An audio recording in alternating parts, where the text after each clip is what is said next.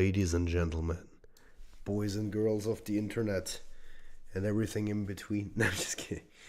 Welcome to a new stream. Not just any stream, guys.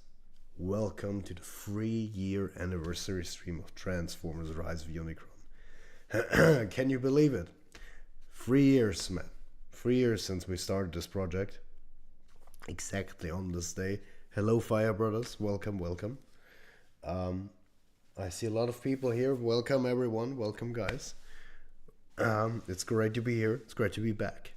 And of course, today I'm joined by my good friend and, of course, Assistant Director Martini. Hello, everyone. How are we doing today?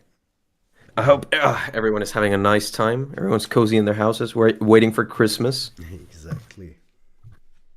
If you're looking very closely, you can even see some lights blinking in the background here on my place. I've Nice. set up the Very Christmas nice. lights today. It's all good. Martini's loud, really? Okay, let me get that down.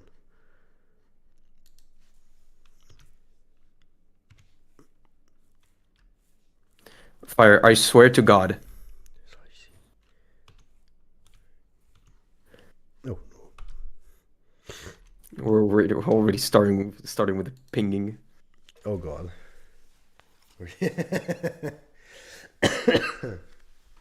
By the way, for those of you who are not familiarized to why Fire Brothers is pinging me on the chat, go check out his latest the latest Hugog video. Oh, there is a new Hugo. Is Okay, I actually did not realize that.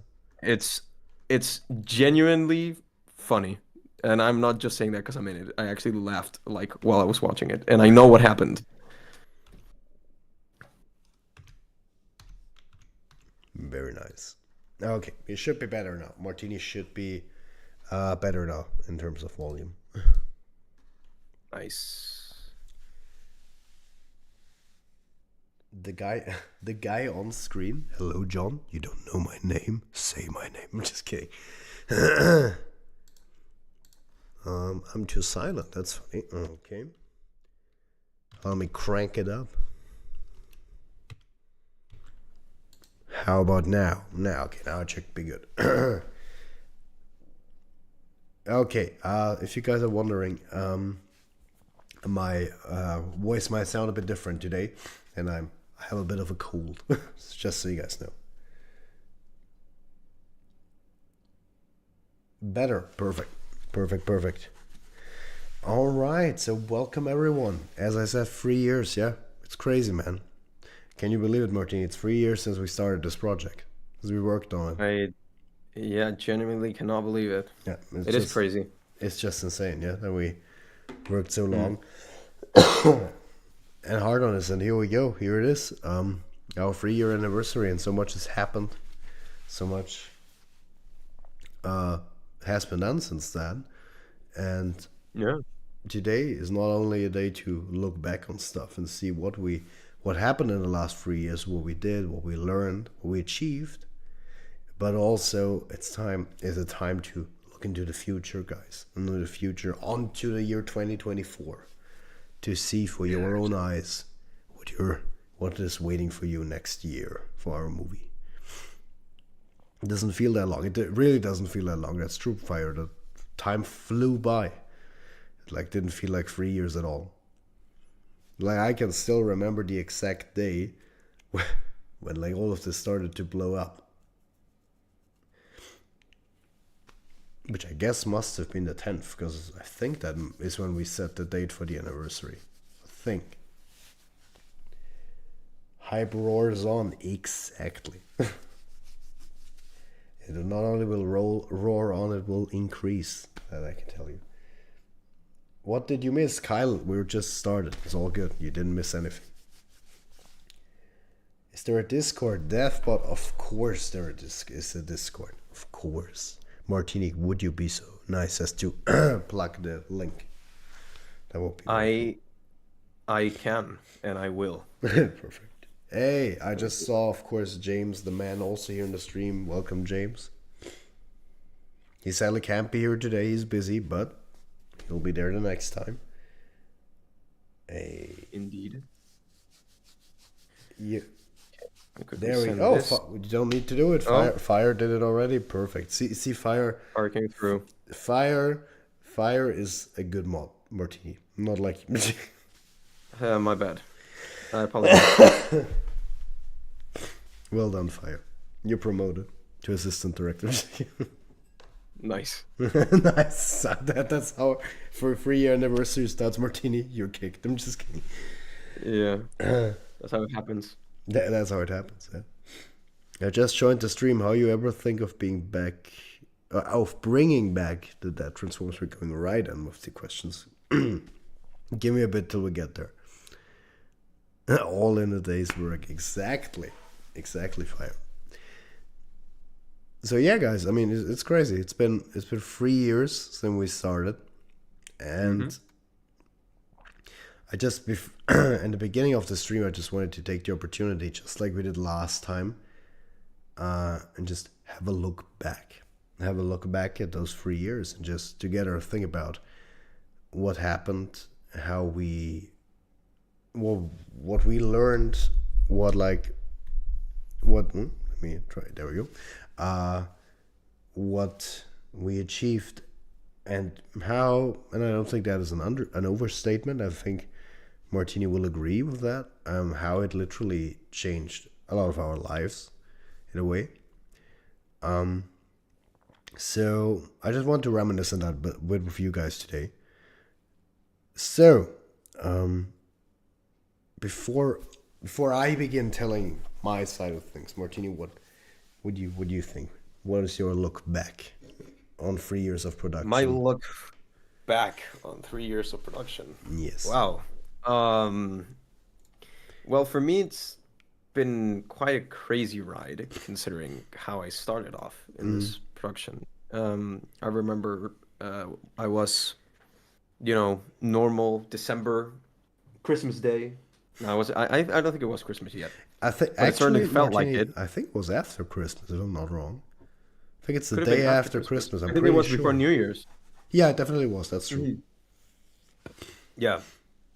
But I remember, yeah, I remember I was just like in my room. I think I distinctly remember I was cleaning. When I was like, I took out my phone and looked at my notifications. And there was a video by the Fire Brothers, shout out to Fire Brothers, Hey. that said like, I think it was like Transformers 6 is happening, ... Obviously, Yeah, I couldn't something read like the full that, yeah. title because I Yeah. wasn't on my phone. And I was like, oh God, what did Michael Bay do now? I thought he was Yes. done. Why are we doing this? So I clicked to the video, and then it said, and then I read the full title, which was Transformers 6 is happening, but not in the way you think. And I was like, oh, that's intriguing. So I continued watching the video, and I was like, and it said that it's happening. Like it was by a beautiful man by the name of David Handler who took it upon himself Thank you. to start the project. And I was like, whoa, this is amazing. And I remember I joined the server, the fan server, and I was looking to be a actor in it, a voice actor. I was like, okay, you know what? Why not? I remember I literally recorded my first ever blackout demo with like I think it was like my headset mic or something like that. Yeah. It was real bad. But I sent it nonetheless, and I also sent a couple more. There was another person that I remember wanted blackout as well, so I was kind of like, competing in a way a little bit. Yeah. And you know what? Now that I remember, it was, I don't know when the update was, but it was before the update. Because I remember that you posted like the teaser for, the update. I think it could have been the Christmas update, now that I think about it. 2020 Christmas update. And it was like, okay, I need to watch this. And I remember because after a few days passed, I was on my dad's house and I watched the Christmas update. And after that, there was like a short Q&A in the server Yeah. with you. Oh, really? And Really? yeah, Don't and I remember remember that. I remember I hopped in on that, and I can't even remember what I was asking, but I was just a giggly nerd at that point. Um, but yeah, I don't know how much time must have passed between that, but I remember I was in I think uh, I can't remember who it was, somewhere from the team who was doing like a Q&A on the fan server, just like hanging around, having people asking me questions.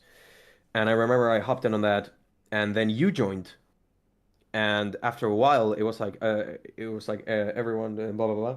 It's like, and that's I remember you told me live on call that I was getting the role of Blackout, Yeah, and man. that was fucking cool. I remember I was geeking so hard.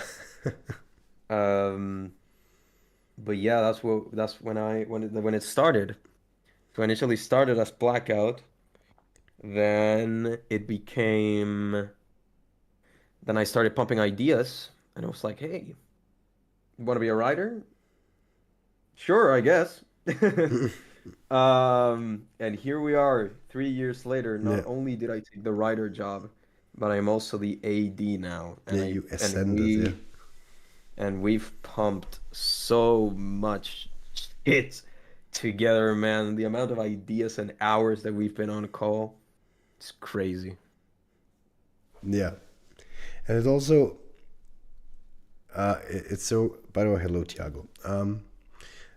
It's so crazy in a way. I remember that. When I told you about the role, I remember I was thinking, I could do this in a very cool way, in an epic way. That's why I kind of decided to like tell you live about it. But yeah, I mean, things just went from there. I Yeah. remember that, and it's interesting in a way because if you think about it, if like how different it would be, it's an interesting thought experiment. If you thought, if I on that day had chosen the other person, it would have been so interesting to see how the whole production progressed. Yeah. How, like where we would be Now, today. exactly, because if you think about like your impact and like how much you were involved since then on the project, I think it would be a very different project now if it weren't for you being also in the team. So that's very Hmm. interesting, and you can see like how these small decisions make such a difference in the end and after years. It's crazy. Exactly. The canon events. Yeah. So, but I can definitely say that as well. Like if we talk the beginning of everything, I mean I said the story quite many times, but I remember it all started when I told Van back then. I was like, you have a big channel. Hey, could you make it like a little promotion video? Maybe people will get to know about the project. And I was like, sure. And I remember I was at a friend's house, and I knew Van would do the video, but I didn't know when he would upload it. Then I'm at my friend's house, and suddenly my phone gets blasted with messages. And I'm like, what is going on? And I look at the Discord that we set up, and I see people joining and joining and joining. Like the first day when that video went up, that was crazy. Like we had 100 and 200, and it just was crazy how many people joined through that video. And that's like the initial thing,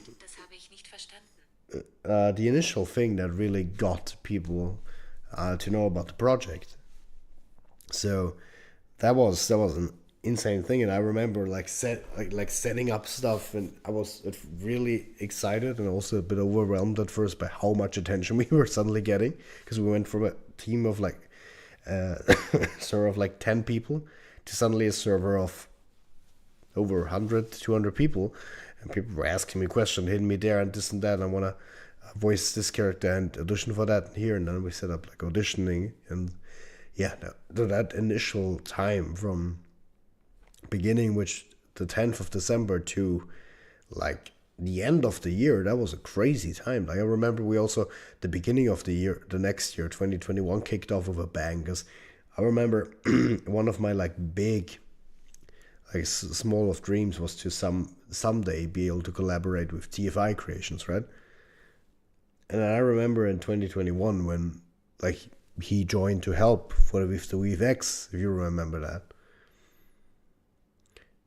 That was crazy to me as well. So that was also one of these moments. And if I had to think about the big mind-blowing moments since then, 2021 definitely had a few of those. I'm not sure. I think it was 2021 when Malachi made his first birthday video, right, Martini? That was 2021, or? I think so, yeah. Because I do definitely remember that video is up there when it comes to the mind-blowing factor, just because of because back then, if we're talking like big goals, I also always like the big dream would have been to like somehow get recognized by the Rage Nation, and then suddenly I get this birthday video and I get a happy birthday from him. That was just like to me, that was really insane. Yeah. That's probably still my biggest mind-blowing moment, I think. I think the only thing that kind of like that out of when it comes to fanboy moments, that definitely is it. But the biggest, like in terms of like industry stuff, like the biggest mind-blowing moment to me is like when Van did that interview, or in general when we had someone from actual who worked on the actual Transformers movies join our group, right? And he commented and even helped us in some parts, which we're really thankful on. I said I cannot remember his name right now. I don't know if you remember him. Ah, shit. Can't remember him right now. But he like actually worked at ILM, and I remember when like Van did an interview with him, if you remember, Martini, and he asked him about the project, and he literally not even just commented, like someone from that worked on ILM who worked on The Last Night, who I think didn't he make Megatron? Wasn't it that? Something like that. Might have.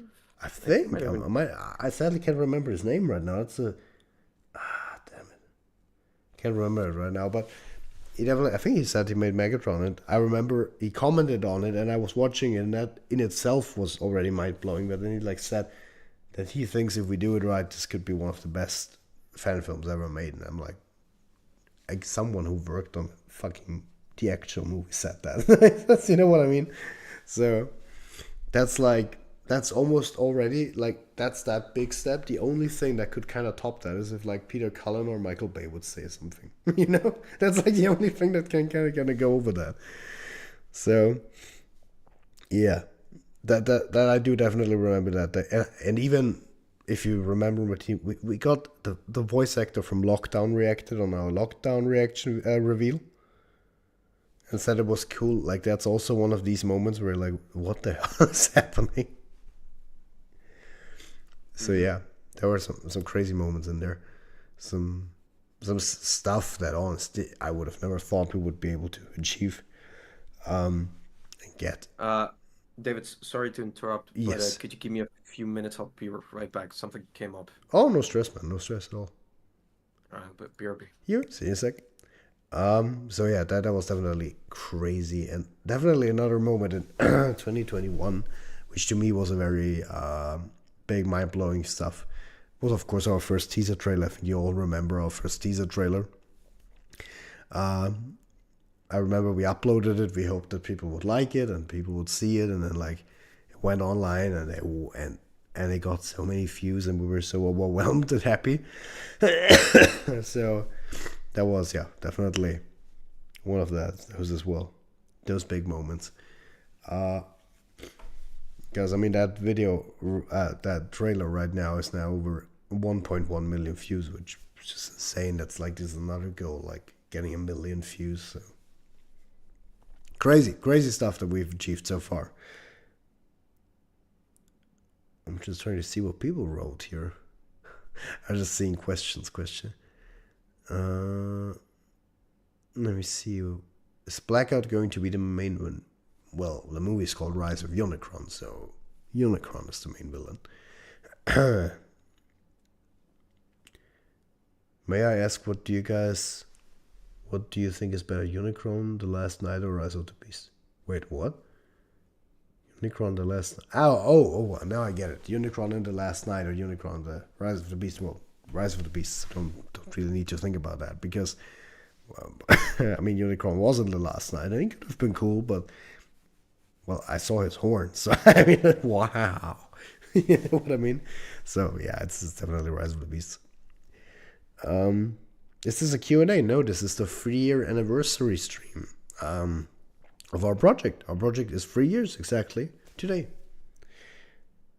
Unicron was in TLK. Well, technically, I mean, yeah, he was.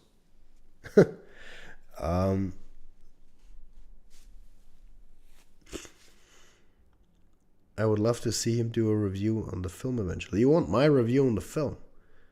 I mean, we can definitely do that afterwards. We have time today. Can we watch this movie in theaters? So obviously, since this is a fan film, we cannot do like a wide release or something like that. This, of course, the property of Transformers and everything, of course, belongs to Hasbro and to Paramount. We can't like do anything financial with it. That you cannot do that. That's absolutely illegal, right?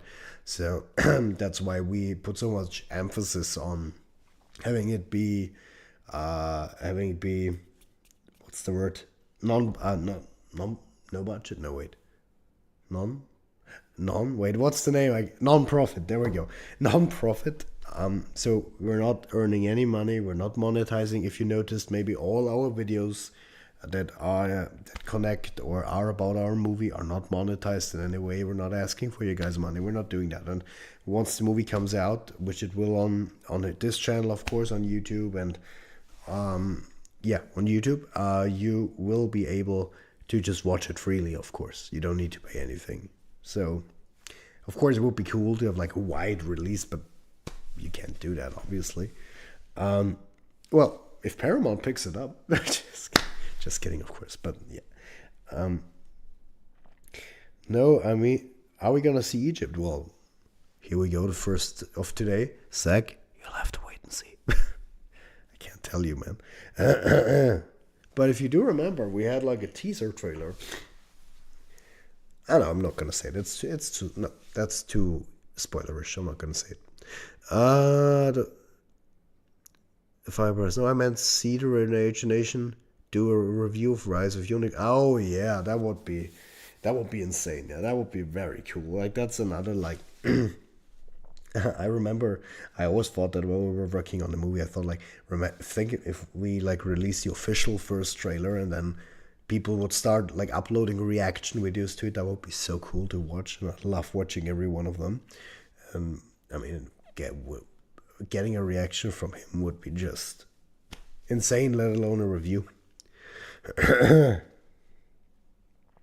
Also, technically, you can rent a theater screen to screen everything. Well, the thing is, a friend did it to play Smash Bros. So that's cool.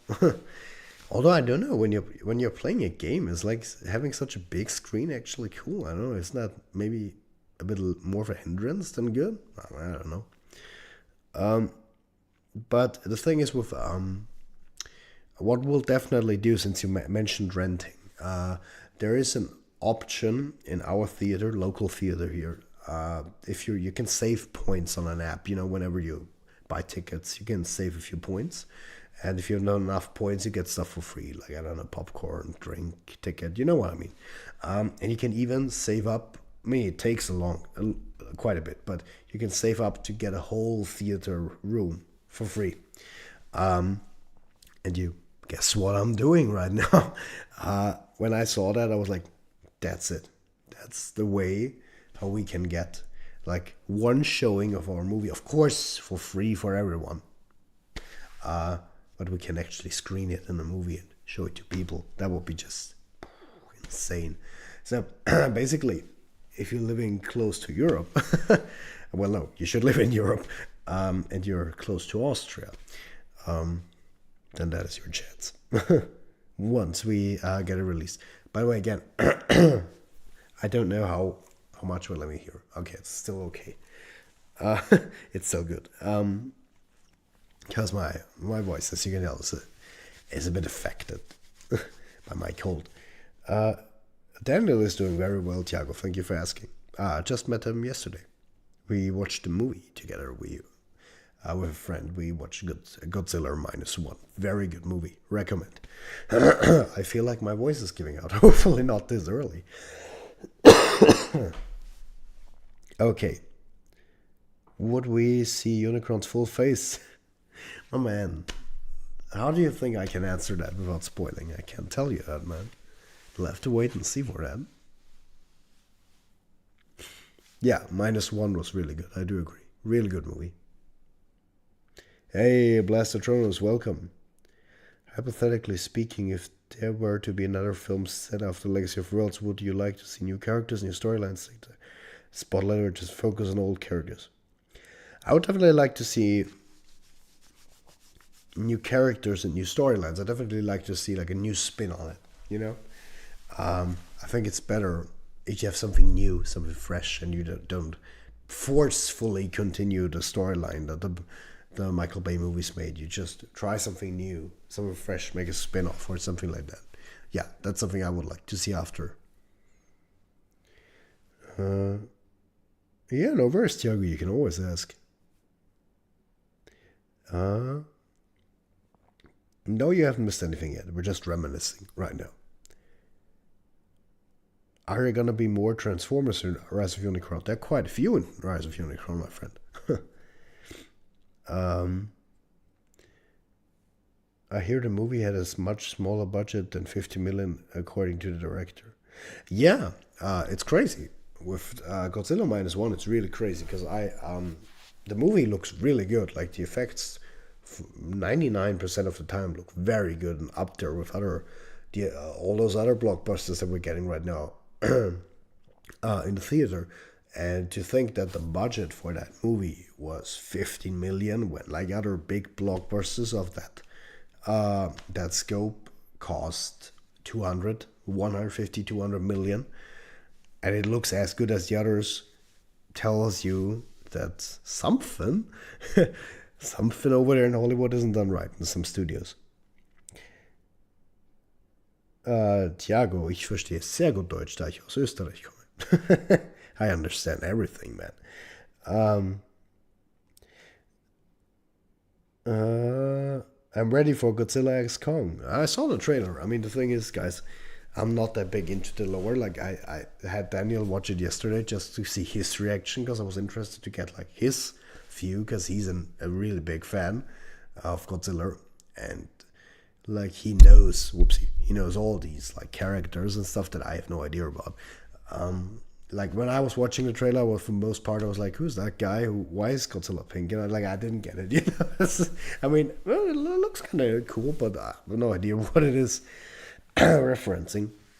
But then it was like, "Oh, this could be that and here," and and I'm like, "Oh, interesting."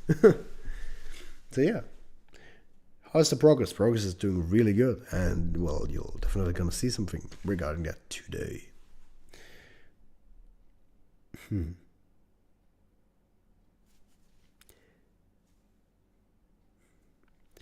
Let's see, would they forget about something they clearly set up in the film and current movie comics?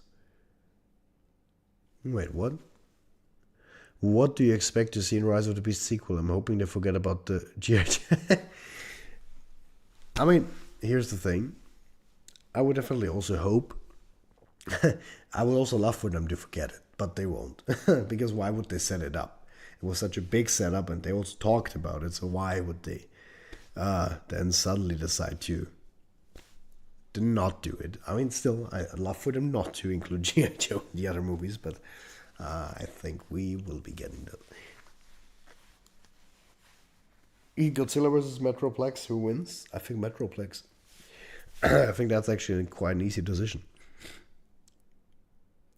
You're gonna wait for Godzilla +1. It would be actually that would be a very cool sequel, and then times 1 and then comma 1. So many opportunities for sequels. Will we get to see Tarn in Legacy of Worlds? You'll have to wait and see, Kyle.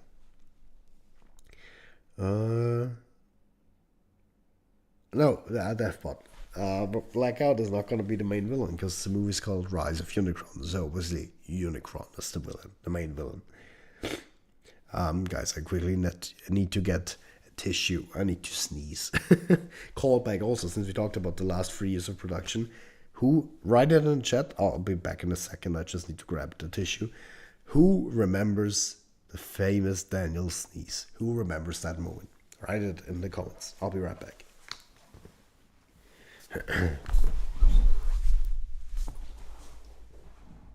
Nope, stream's almost just starting.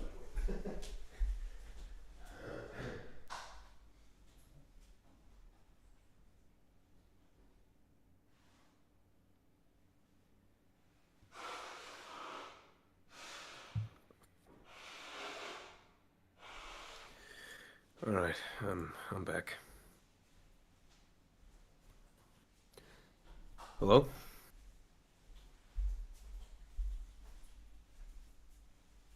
Oh, David left. Oh, that's hilarious. Oh, hello everyone. How are you doing? Right?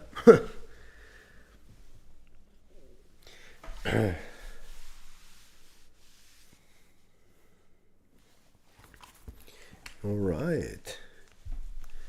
Roger, I'm working for you guys. Roger is helping us here and there. Yeah, he's not like 100% involved in the production, but he's definitely helping. Like whenever we're working on like trailers or for music, he told us he'll help us on that regard. So yeah, he's helping us. Hello, David. All right. Can you hear me? Yes, I can hear you, Martini. Hello. Okay, cool. Yeah, I'm back, by the way. Well, welcome back. Oh, that's why someone wrote, he left Martini. Ah, now I get it. Yeah, I came back and you weren't there. Yeah, I just went to sneeze. All right. So, but yeah, definitely. That's what we kind of went off script now, but yeah, that's basically the main highlights from like the last 3 years. So I can definitely tell you. Now, an interesting thing is that's perfect that you're back now because now you can contribute as well. Maybe from your side, Martini. What do you think? What can you say we have learned through this project? Like new perspectives, new stuff that we learned from making this project. And I feel that, oof. Yeah, there's been a lot.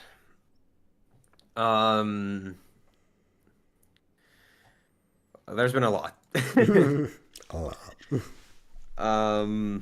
I guess there's mainly 3 that I think, or 4 that I think I'd say. Number these these 3 first ones really tie into each other, which is number 1, it can always be better. Yeah. Like even when it comes to anything in life, I'm gonna get really philosophical this Yes. but when it comes to everyone in everything in life, it could always be like if you think you've done something really good, of course you should feel good about that, but don't ever think like anything you did is like perfect. And that's not to sound mean about it, but it can always be better. And who knows, maybe you'll look back, some time has passed and you look back into whatever work you did, be it writing, be it I don't know, a model, a voice clip, whatever, and you'll be like, damn, this is kind of shit. Because it really does happen, and everything can always it can always be better. And then also kind of ties to into my next 2 points, which is nothing is ever final. True. Especially when it comes to writing, I'd say. Oh yeah. Yeah, so don't do. Yeah.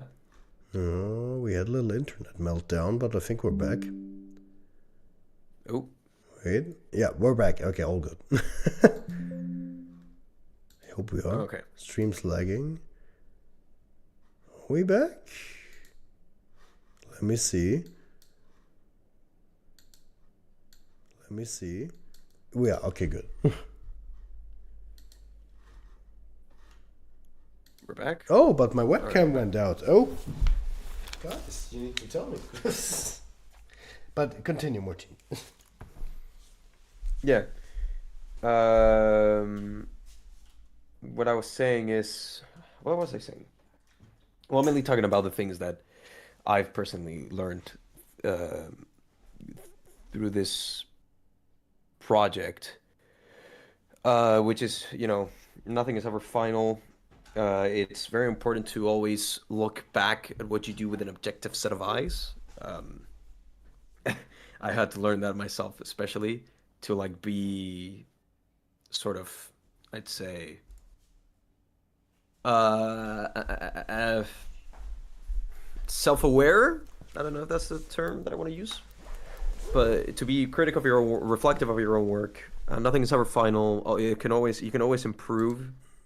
Um, and yeah, that's I guess mainly the biggest Yeah. lessons that I've learned through this project, and also can't be nice always. Yeah, That's sometimes there's a lot of very important. yeah, sometimes there's a lot of work going into stuff, into Yep. everything. And I sorry guys for the by the way for the for the webcam fail. That was because I had my video streamed over my phone. But sadly my phone went out of battery. I thought it would like charge it enough so it doesn't like deplete, but it did. So yeah. But you were back. Okay, so but I fully agree, especially when it comes to like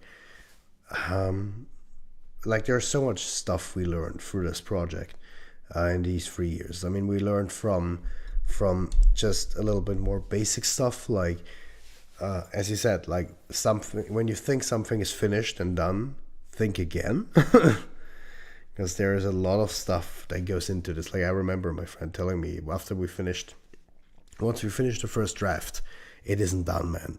There will be a couple drafts, and I thought, yeah, maybe one or two. Yeah, well, as you can see, I think I remember when Martin and I prematurely said the script is done in like beginning of 2022, I think,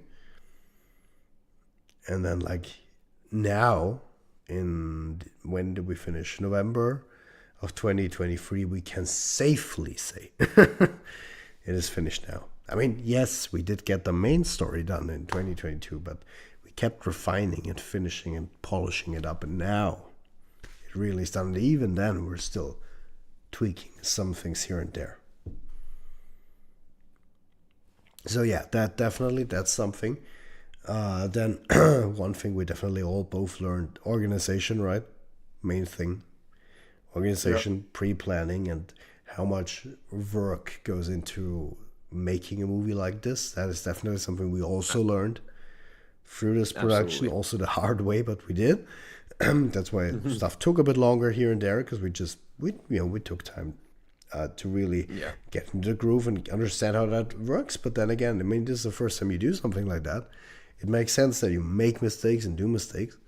But we learned for that, and now, as I already said, since I think November of this year, can safely say this production is really on track and moving along at a very good pace. Exactly. So that is definitely something. The other stuff, I mean, there's so much I learned when it comes to like just just speaking as a director, so much that I learned like through just shooting stuff, actually getting on set, the stuff you need to plan, how to shoot stuff, what to light, like how important lighting is, and how to frame stuff. And there's so much I learned just through making the movie so far. It's crazy. Like there's so much new stuff you learn. I mean, on your first movie, it makes sense that you learn quite a lot of new stuff. So yeah, that I can definitely say. So much new stuff learned. It's crazy on multiple Yeah. levels, but it pays off in the end. And I think the biggest, most important thing that we all learned is, or definitely another thing we learned is, don't rush stuff, and don't. Of course, we know everyone wants to get like new stuff, new exciting stuff, and visuals, and Yeah. I but was it also going to talk about that one. but it's important to really keep it in the oven as long as it needs to be and get it out Yeah. like how we initially said in the beginning. We said in the beginning, we'll release stuff, we'll show you the movie when it's really there. We want to have it be at the perfect quality. We're not like some Hollywood studios. We're not Ubisoft or EA. We're not rushing stuff out when it's not done. So we will take time and make it as good as possible, right? So there's something that we definitely have kept true to since the last Super Bowl trailer. That's also something we said at first and didn't do, but we finally really learned. So yeah, that is definitely something. And maybe the last thing before we get to the first thing, guys, yes, we have something prepared. If you remember, you were there at the last stream, at the last Tales of Production. We told you guys today you should be here because today we'll actually show you some very exciting stuff. Kick off something very exciting because you've been waiting long enough. So, the last thing I wanted to talk about in terms of retrospective on these 3 years of production, or well, not the last thing, but for now, is in terms. Well, I just lost my thought. What did I want to say? That's a good question. Oh yeah, in terms of how the whole project basically. I know it sounds so dramatic. It changed my life, but Yeah. how it like did because the thing is, like I told you through like through how much stuff happened that I didn't think would happen. There were goals and like stuff I always dreams that I wanted that were realized already through this project. And when I look into the future and I know stuff, of course, you guys don't, and I'm looking towards certain goals, and Martini knows what I mean, right? Hmm. There's stuff in there where I'm like, I never would have thought that would happen. And I never thought that possible, but it's there and it's in my grasp and we'll get there. It's crazy. And whether that is the attention that this project is getting, your amazing community, to have you guys, I didn't like, that was always like a dream of mine to actually make a true Transformers project. And have that be the finale to the Bayverse and be able to make that with so many cool and amazing people. To such a cool team. Someone, for example, like you, Martini, is just crazy. It's always been a dream of mine, and I'm not even like talking about all the little highlights I mentioned before. So that is just crazy, and that gets me really excited for the future and what we have in store. So I'm really excited, and all I can say is, yeah, it did. It made. I'm living my dream of making a movie, making a Transformers movie. So I'm really excited, and that's why I'm working even harder to give you guys the best possible version of the movie that we can make. And yeah, that means it taking longer, but in the end, it will pay off definitely. Mhm. I agree. Yeah. Yeah. Like well, before I start rambling on my side of you, I guess. Um, quickly check your DMs, David. But yeah, like David said, I also share like plenty of the same experiences. Like I get it, it's a little bit, I suppose cheesy or dramatic to say that that this project changed my life, but it really did. Like it helped me discover my passion for, well, not only writing but voice acting as well. Like two things that are so big in my life right now. Um, that it's kind of hard to think of a time where I didn't know what I was gonna do, and Mm. like looking back when I was younger, still in high school, and there was like the inevitable, ooh, you're gonna finish high school. What are you gonna do with your life? Yeah. And for the longest time, I didn't have a clue. And when we were writing, fucking brainstorming this story, and then it just hit me. It was like, yeah, it's this. This project helped me discover something that I didn't know about myself, which is that apparently I can voice act. Always been doing dumb voices when I was a kid, but it's different when you step in front of a mic. Yeah, I'm not a professional, of course, but it is different Yeah, when you step in front of a mic and start doing your best to become the characters that people want to see. It's so rewarding, both of those process, like coming up with a story and having people enjoy it. Um, Believe me, the sensation when you get people emotional mm, um, with the writing that you did, or when people get hyped with things that you've written, that's wow, yeah, that's an incredible feeling. It's an incredible sensation. So seeing how this project has started to pay off, it just makes me so excited for the future, yeah. and for what's to come, because there's some really cool shit going on. Mm. Um, Just all I'm gonna say is, if you think this what we've done so far is crazy, then you don't even know what's happening, what will be happening in the future, because there's a lot of crazy, awesome stuff we've planned, and we really want to go there. I know we've said this quite a few times, like we want to show like everyone what a fan film can do, but we really mean that. We really are pushing for the sky here, We really want to make it as good as possible, and that's also one of these things. Like, when I see the quality, and you'll see it hopefully today as well. Um, like the quality we've been able to achieve, and whenever I show stuff to people, they're always like, "Geez, this looks so good. This looks like the official thing." And just, I never thought we would get to that quality where you could say it looks really that good. So that's just so exciting. And I mean, I can fully agree with you, Martini. It's just so rewarding, and I can't yet really put my really picture how it will be once we show the movie to people, like the initial reaction, you know what I mean, when we get that, how that will feel. I don't know that yet, like in terms of, because I remember when we did that big script reading, we told you guys that last time in the Tales of Production as well. We did that big script reading where we went with the entire voice actor cast. We went through a Rise of Unicron script, and then we went through not the Tales of Production, the Legacy of Worlds script. And I remember when we got to the end of Legacy of Worlds, and like all these reactions from the people just reading it, not even like seeing it, but just just reading it. reading, yeah. And like, it was emotional, it was great. And like, when I left that script reading, I was like, F yeah. You know what I mean? It was just such a, like, I remember the day after, I was driving around blasting Humans and Autobots United. I was so hyped.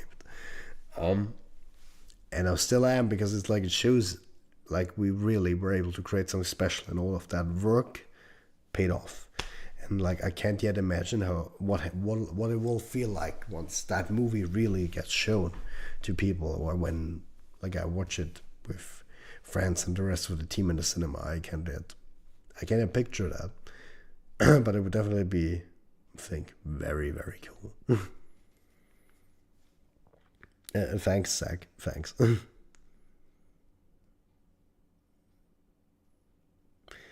So yeah, we definitely talked quite a bit Oh about yeah. the past and what we learned and how we grew from the project. But now, Mr. Stream, what's the next moves in production? Perfect, Andre, you're right there. It's happening now. But now that we looked into the past, it is time to go into the future and see Yes. years. It's very good because I can do deep voices. I cannot do high voices. Okay, we should be back. Hello? Martini, can you hear me? I'm here, yes. Okay. I don't know. This happened the last time with the stream as well. I don't know why, but like, sometimes the internet just crashes. I don't know why. It's very interesting. I don't know. It's weird, but anyways, we're Yeah, we're so fucking back, man. we're back. Can't stop the epicness. Paramount's trying to shut Yeah, us down. it's Just kidding. Paramount. It is it's Paramount trying to shoot it down. it's Lorenzo, guys. No, just kidding. No, I don't think Lorenzo would shut us down.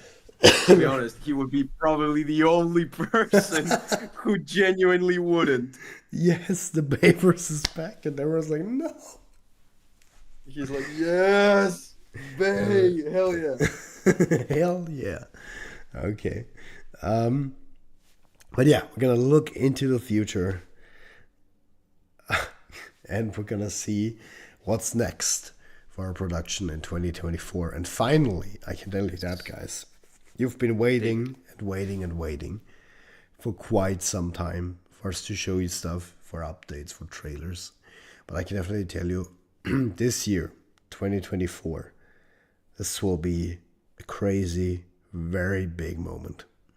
This will be finally the year where you can see stuff, where stuff gets paid off, where you see new stuff. You actually can get reveals, you get pictures, moving pictures, scenes. There will definitely finally be stuff moving, and I can definitely, with a lot of confidence, welcome back Firebras just in the right moment. Say that this year will be the biggest year for the production yet. Oh, well, next year then. So we have a lot planned. We actually have quite a bit planned already for next year. And as we look into 2024, Martini, I think there's something on the horizon, right? Yes, sir. There is definitely something on the horizon. Before, however, we do show anything, David, did you by any chance read what I told you?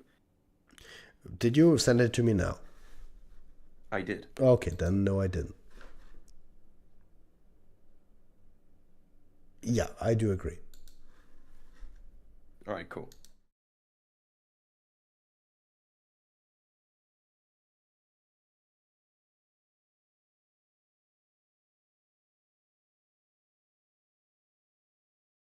There too.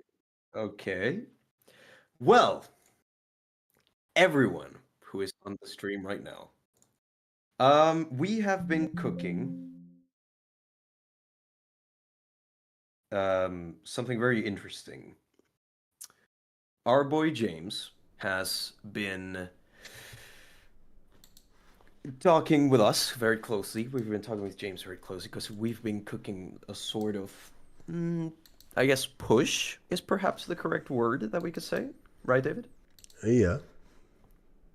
The sort of push to sort of, rebrand. You already saw the rebrand, everyone. But that rebrand not only comes with, just the rebrand, but also with a certain. Did you send it to me now? I did. Okay, then no, Marketing sort of aspect to it, I guess you could say. I do agree. Because we're working on something very cool that I think everyone will like. Obviously, it goes along with the film in what we're working with the film. It goes hand in hand. Okay. And I don't know how much Can I quickly else I can say interrupt you, without Martini? spoiling it. Yeah. People, you guys don't know, but for a second you saw a black screen. Martini, my man, I almost did it again. I almost spoiled stuff by accident. Wait, what? Oh, I almost did it again. I almost spoiled stuff. Ooh. Because I was fixing stuff up for you guys, and I forgot to go. I went into studio mode, and it showed everything I was doing. But you couldn't see anything, so that's good. So the sound feedback was me actually checking if I spoiled something. Thank God. But you can go again. Sorry. All right, yeah, I don't know how much else I could communicate without revealing it. Do you want me to just straight up say what we did? Well, not the big thing, but the little thing. Well, you can tell maybe a sort of a very vague time frame, and maybe just tease and hint at what people could expect. Okay. Well, we've been working very closely on modeling the first faction of characters. It all started with one character in particular that James was like, "Hey, I want to change this."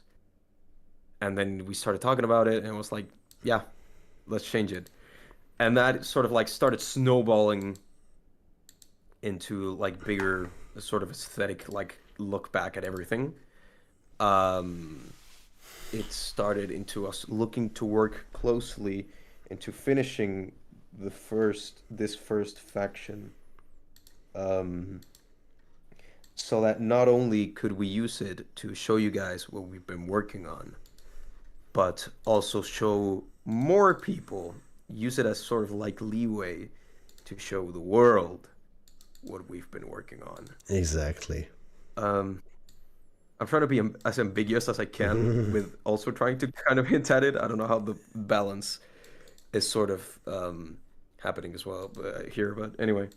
Okay. Um, but yeah, that is I feel as far as I can go without revealing anything and well getting fired. So Yeah.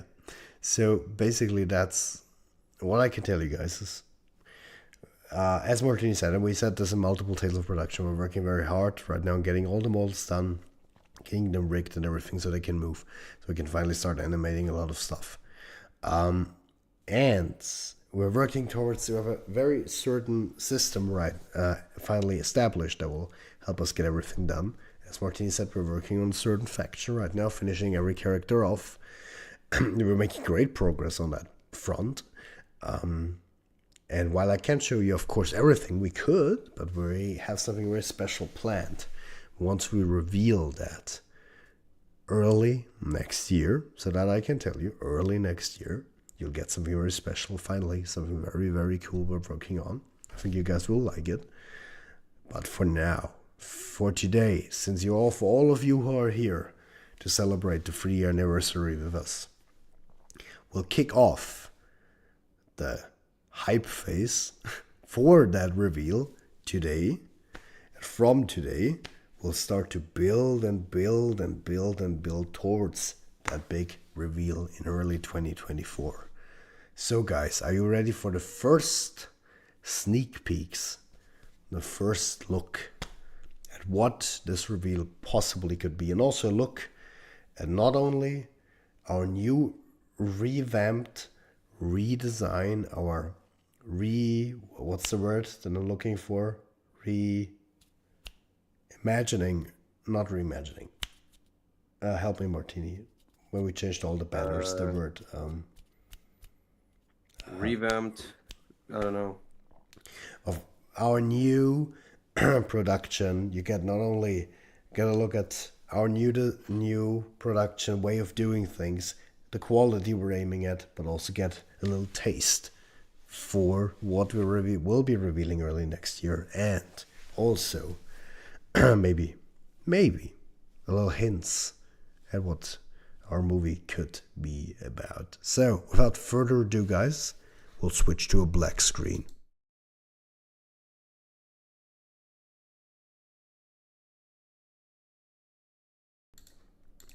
Okay, we're now at a black screen.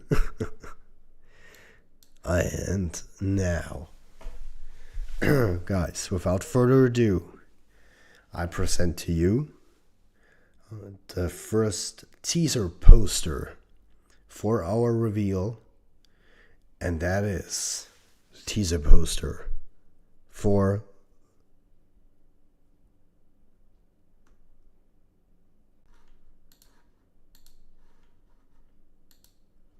Bumblebee, Transformers, Rise of Unicron. Here you go, a little tease at the finished, yes, 100% finished model of Bumblebee, not Transformers, of Bumblebee for Transformers Rise of Unicron. A little teaser poster that we did in anticipation for the reveal. What do you guys think? Be looking clean, exactly.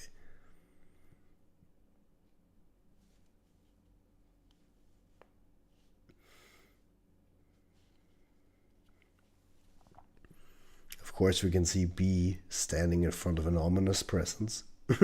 Who could that be? I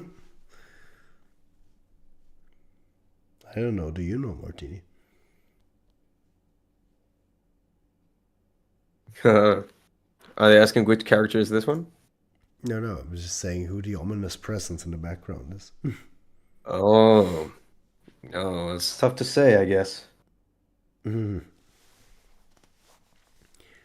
That's how they do it in the big leagues, exactly. Reminds me of the Dragon Ball Super Teaser, you Ultra Instinct Goku. Really interesting. You love it. That's great to hear, man. So yeah, there's a little tease at our cool new teaser poster for Bumblebee and Transformers: Rise of Unicron. Character poster, of course. Um, for fuck's sake, Obsidian Knight, why did you need to do that? Sting like a bee, for fuck's sake. This sentence will always haunt me. All right, no worries, by the way. But if you know me, if you've been in some streams, you know this line can trigger me. All right, but now, of course, when you have a poster for Bumblebee, then I mean, you kind of gotta have it for a few others, right? Yes, remilk the past, exactly. And we did multiple posters because you can't just stop at one, right? So, who we're gonna show next, Martini? Who wanna preface it?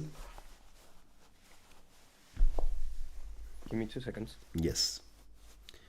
So, we have our little yellow Autobot, and as you know, no, it's not Dickbot, no. As you know, we have another Autobot in our team who is red and a very good friend of Bumblebee. And that one is Cliffjumper. And here is, of course, his matching teaser poster for Transformers: Rise of Unicron.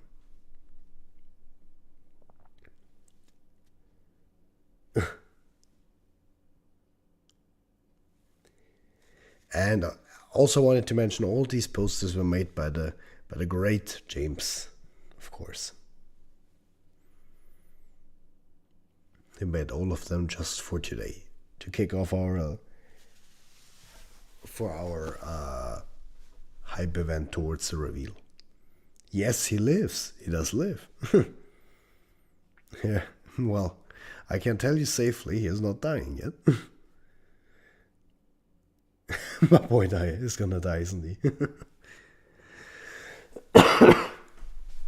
But as you guys know, we said this quite a few times already, and you'll see it once the movie comes out. Cliffjumper's role, I can definitely tell you, it'll not be a case of like the Bumblebee movie where he comes and then dies.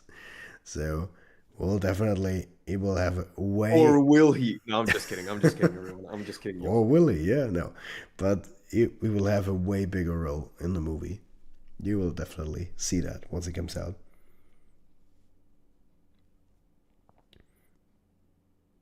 You know for sure he ain't getting sliced in half again. Are you sure about that? In Bay movies, they killed off 2 to 3 Autobots. Yeah. Will he be the mirage of this film? Do you mean in the sense that he's there for you, that doesn't have a lot of screen time? Is that what you mean? If so, then no. He's probably had enough dying for once. Yeah, maybe he's like sick of it. He's been like, I've died so many times. God damn it, give me a few scenes, man. And then Hasbro's just like, no. Yeah, Hasbro just doesn't care. They're like, you Cliffjumper, man. No.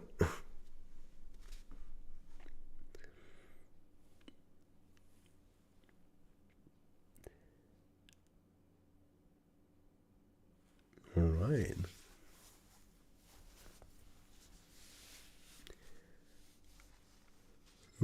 So in this movie, will 2 or 1 Autobot be killed off? Well, my man, Martin, do you want to do the honors?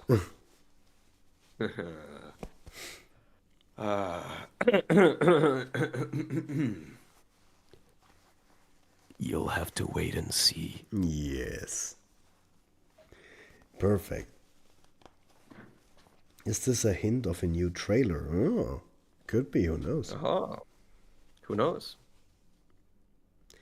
I mean, in that he's the main guy who's buddy buddy with the human character. Well, you'll have to wait and see for that.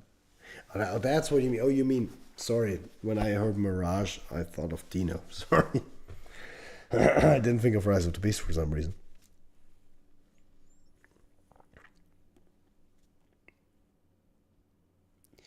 All right.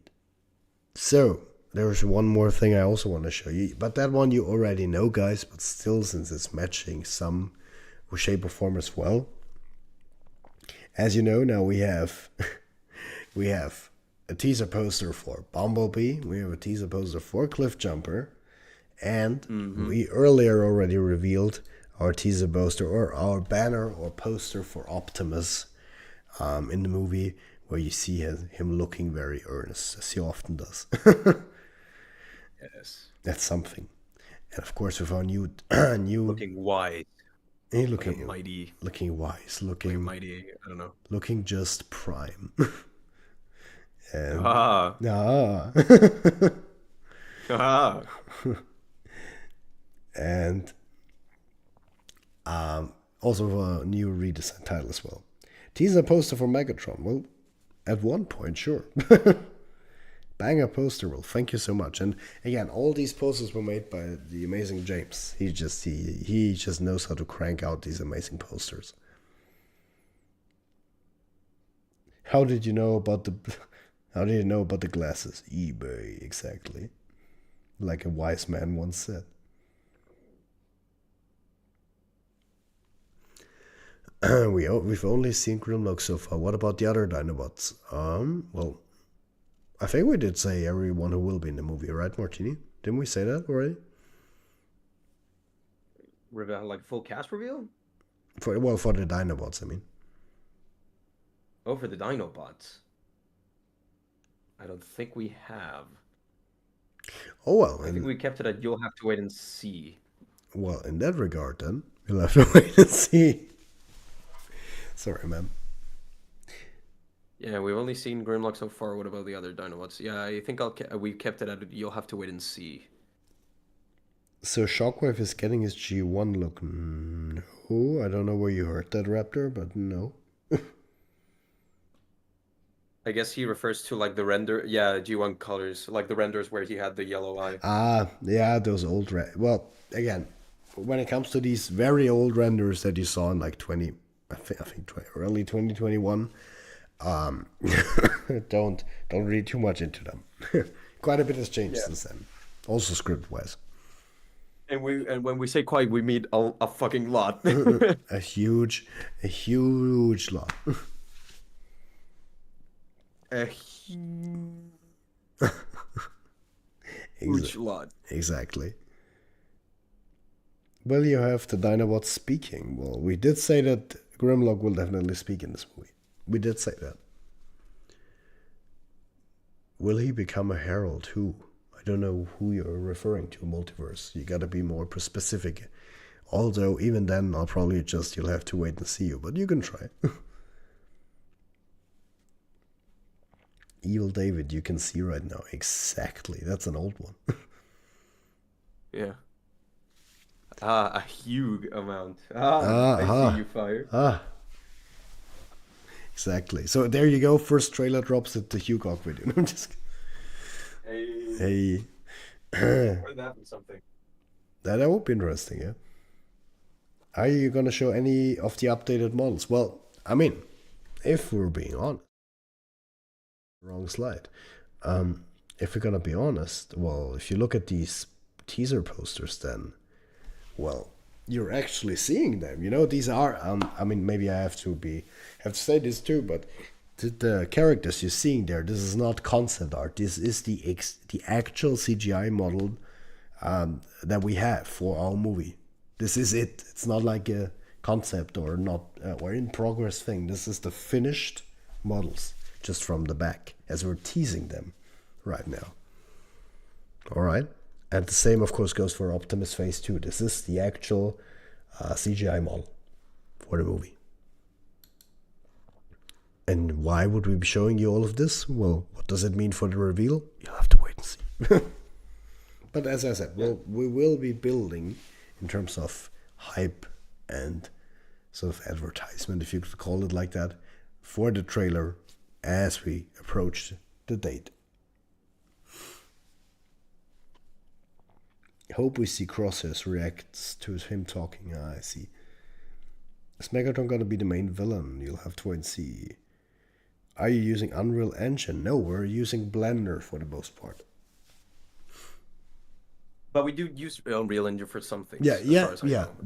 But we have a mix. But like if it comes to modeling, most of it is Blender.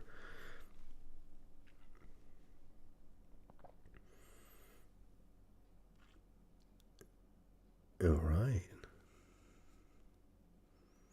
Well, so these are the posters, and as I said, keep an eye out. Keep watching, waiting, protect. Okay, I'm sorry. So, these are the little teasers for today, guys. And now I want to shift a bit, because I want to shift to a little other topic. Is Legacy of Worlds coming in 2026? You have to wait and see. But Martini. Yes. Since there's still a bit of wait for the people until we can reveal what we want to reveal, right? How about we talk about something that takes a bit longer even than our reveal to ease people? I'm just kidding. What are your thoughts? Because I think we never talked about this, or at least not a lot. What are your thoughts about Transformers 1? Which we'll be getting next year. Are you asking me or the people? I'm asking you. And the people. Well, if people would have seen the conversation we had about this film, man, oh man, oh boy, ooh-wee. I'm turning into a Rick and Morty character.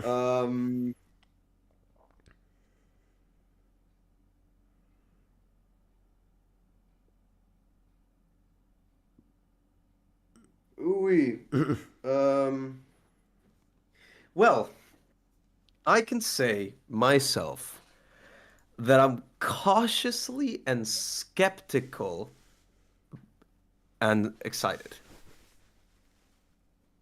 Those are the three things that I'd say I'm mostly feeling. Yeah.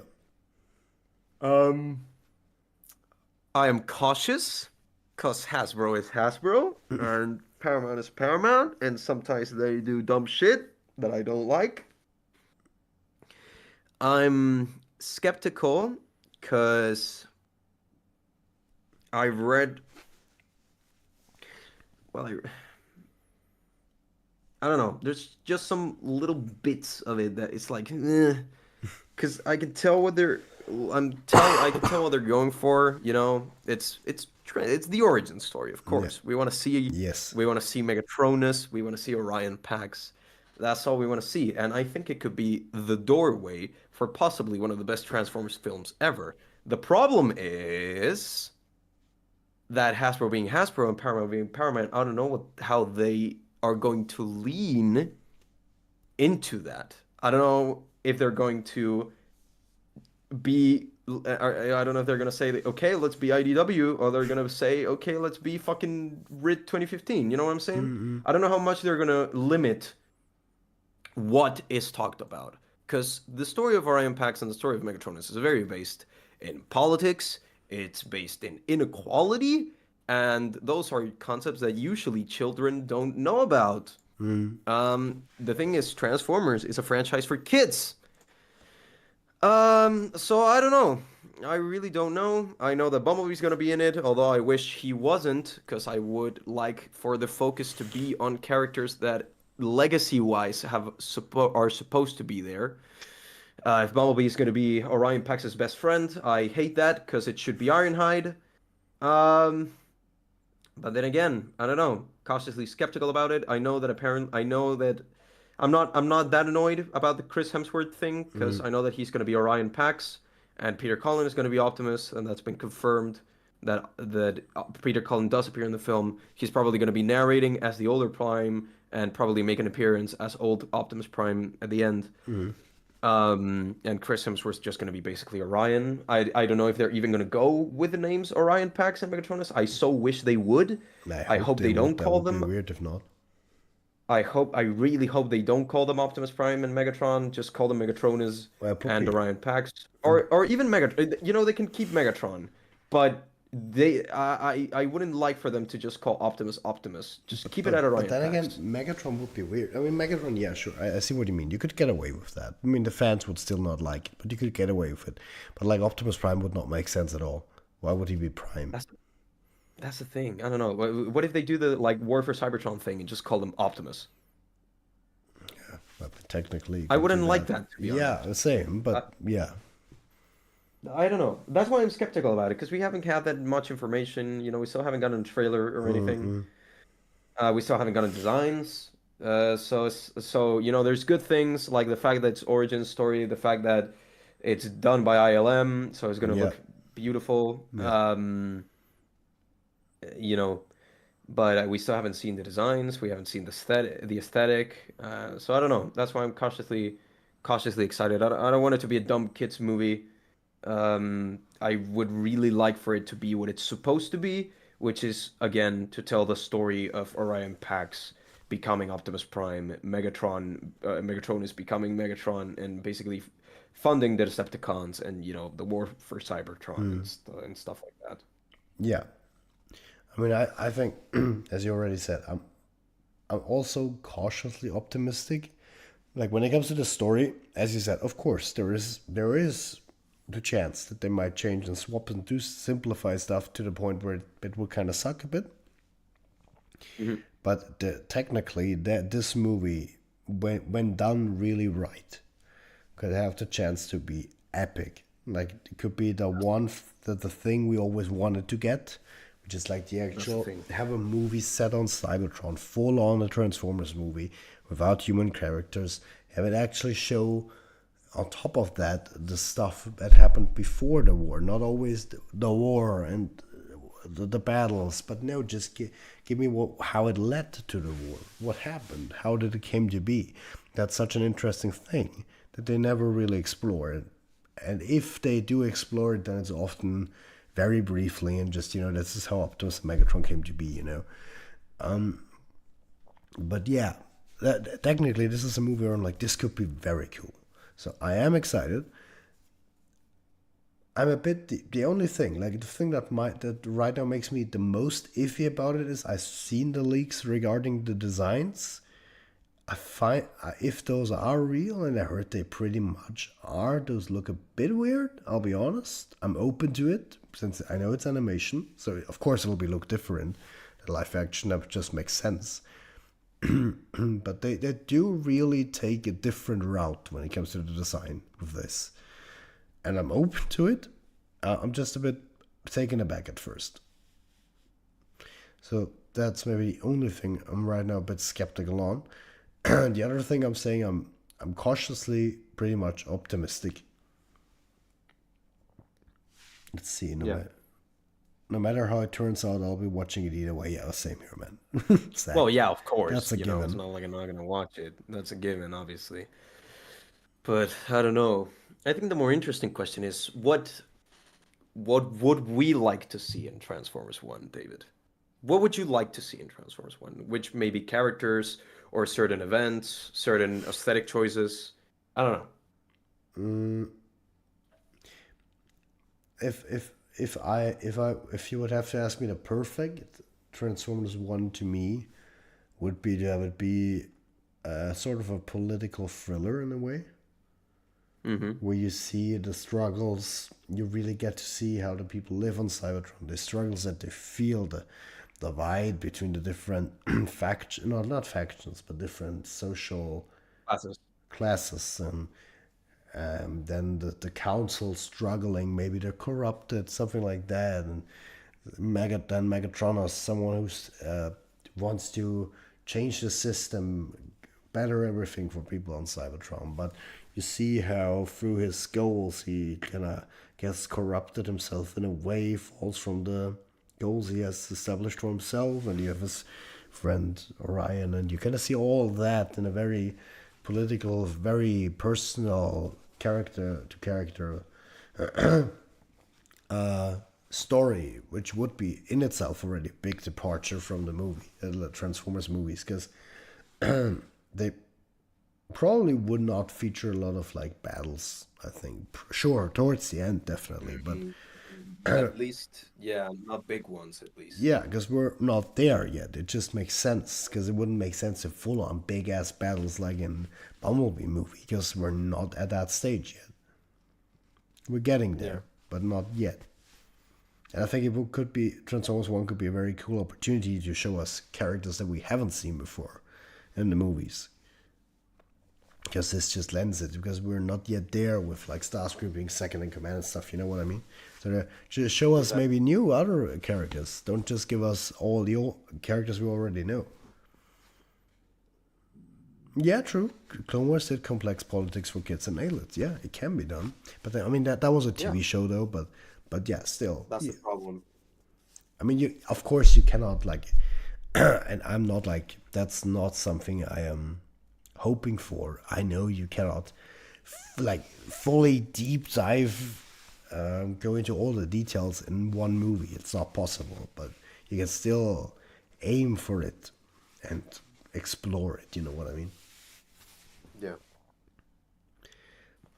So that I'm hoping for, that they sort of I'm sh- I'm pretty much sure they won't do a full on political thriller because then again it is a movie. It's Transformers. It's made.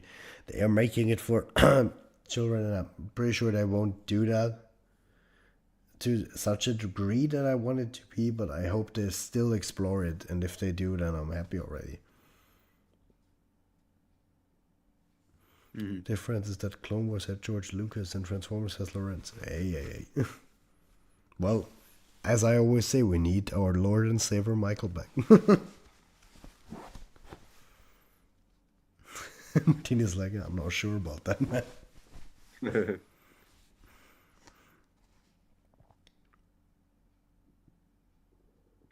It might not be true, but I want to have Megatronus as main antagonist. No, I actually want the opposite.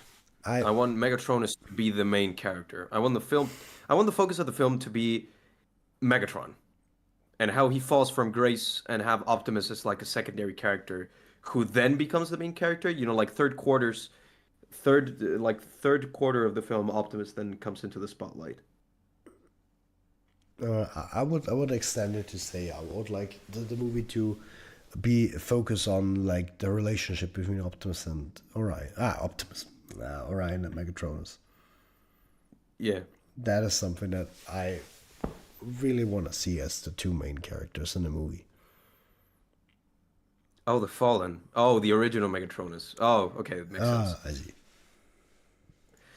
To be fair, I think that would be cool, but not for this film. I think the It Fallen would doesn't. it would have to be for like a 13th Primes film, something like that. Yeah, yeah. I don't see them really going for that. Yeah. Like adding the Fallen. The more I see Bumblebee movie Megatron, the more I feel the need to beg Pulse to ship him sooner. I see what you mean, man. It'd be weird to develop a character for the good quarters of the movie and then switch the protagonist into someone else. Not necessarily if it's done in a manner that fits. Megatron wouldn't necessarily become a back foot, or he would be ignored for the rest of the film and just disappeared. But he would become the villain. That's kind of what I mean. If you have Megatron start as the hero and sort of like fall from grace throughout the film, and then at the end, you know, you have... It's like The Dark Knight. You know, you have Harvey Dent, who is, well, he's definitely not the main character, but he's there and he's present throughout all of it. And then at the end of the film, he kind of takes sort of like this villainous stance. I think that would be interesting with Megatron, to see him fall from grace throughout the film. And then, you know, and Optimus is like there throughout the fall. They have arguments and stuff like that. But you get this perspective more from Megatronus rather than from Megatron. Sorry, rather than from Optimus. or Orion in this case. You get more protagonism from Megatron than Orion because the story is more about him at the end of the day. The war started because of Megatron, Mm. so I don't know. Just give him time to shine. Something that I would also like to see that I know Hasbro just wouldn't do is for everyone to take a back seat. Don't give me Bumblebee. Don't give me fucking Starscream being there all the time. Just let them flow naturally, you Mm. know? Mm. Because if they come when they need to appear, then they'll have a bigger impact rather than if they're already there. Yeah, At least exactly. that's what I feel. Exactly, Obsidian. Yeah, Orion definitely needs to be there for the whole movie, not just like at the end, like, hey there, guys. Well, yeah, of course. Yeah. Yeah, I definitely agree. It's a movie with a lot of potential, and I'm really excited for it. But also, I think that will be the first animated Transformers movie I'll see in the cinema, so that will be interesting. Hmm. I'm very interested to like how it will look and what ILM will do with it. I'm sure they'll do great, like they always do, but I'm really interested to see how it'll look. Yeah. But by the way, just this is such a random. It does not have anything to do with TF1, but just because I said ILM, I've recently yesterday I no wait yesterday yeah yesterday I rewatched the whole behind the scenes of Around Joe to Fallen, right, Martini, and Hmm. did you like, I don't know, maybe I just forgot about it, but there is this one, it's just such an such a great scene. Do you know that do you know that inside the behind the scenes, there, like the actual official behind the scenes, there is a scene where like Michael Bay talks to the ILM staff, right, and he's like talking about the CGI, right?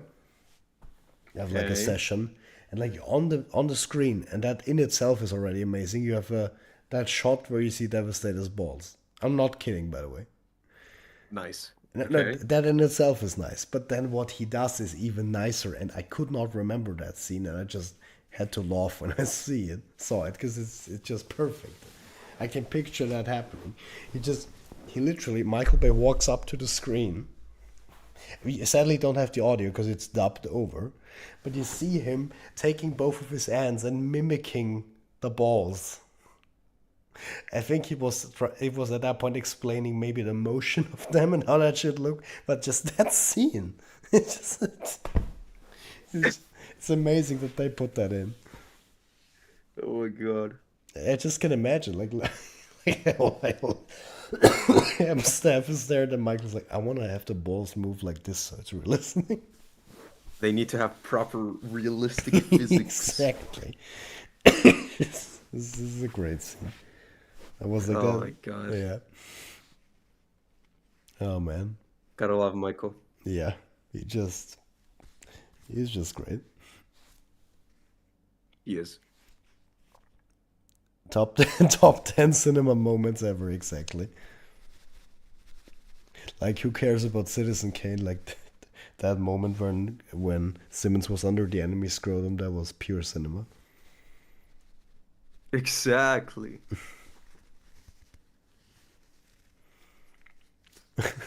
Okay, but getting back to TF1, because I think TF1 will not be a movie where we see enemy scrotums. No. So it can't be a 10 out of 10 anymore. No, but just kidding. Um, um, but I'm very interested. I'm very excited, and I'm also excited because I don't know if that was just a little rumble that I heard, but at one point I remember reading that another Transformers movie has been locked in, Okay. like another director has been found or something like that. But I do have no idea what that Interesting. is about, or if that's even real. But I read something about that. Interesting. Well, the last thing, I think I might have read something similar. That like there was this director that wanted to do like a Transformers film, but I think it was like an idea. I don't know if it was anything concrete, Mm-hmm. but I don't know. I don't know why what they want to do with Transformers. Because is Transformers wants to be supposed to be connected to the reboot? That's the question. That's a question, and if it's not, then why does it exist? Because True. yeah, well, I get it, but like, Yeah, it feels interesting because it feels just very separate from the rest, from the main that's the thing. storyline. Yeah.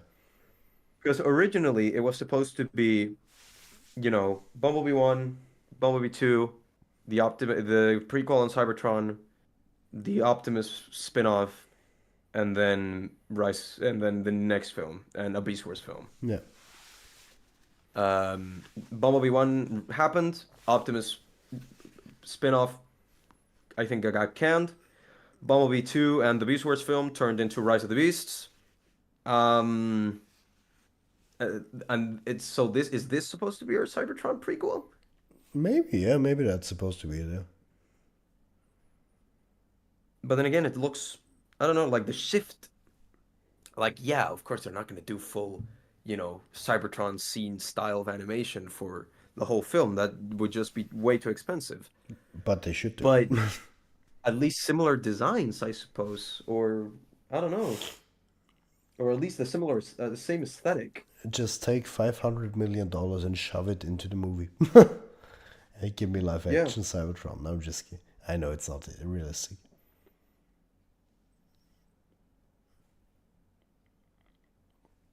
Well, I don't according to know. It Paramount, just, all the seven live action movies are connected.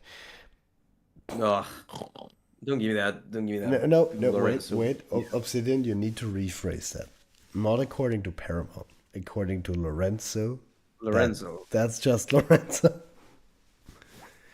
Because like I So can the tell you, and I know inside of Paramount, no one would agree to that or admit to it, but I can tell you when that interview with Stephen Caple Jr. happened, and Stephen said, "Yeah, well, it's separate," and then Lorenzo went in, and no, no, no, no, it's connected.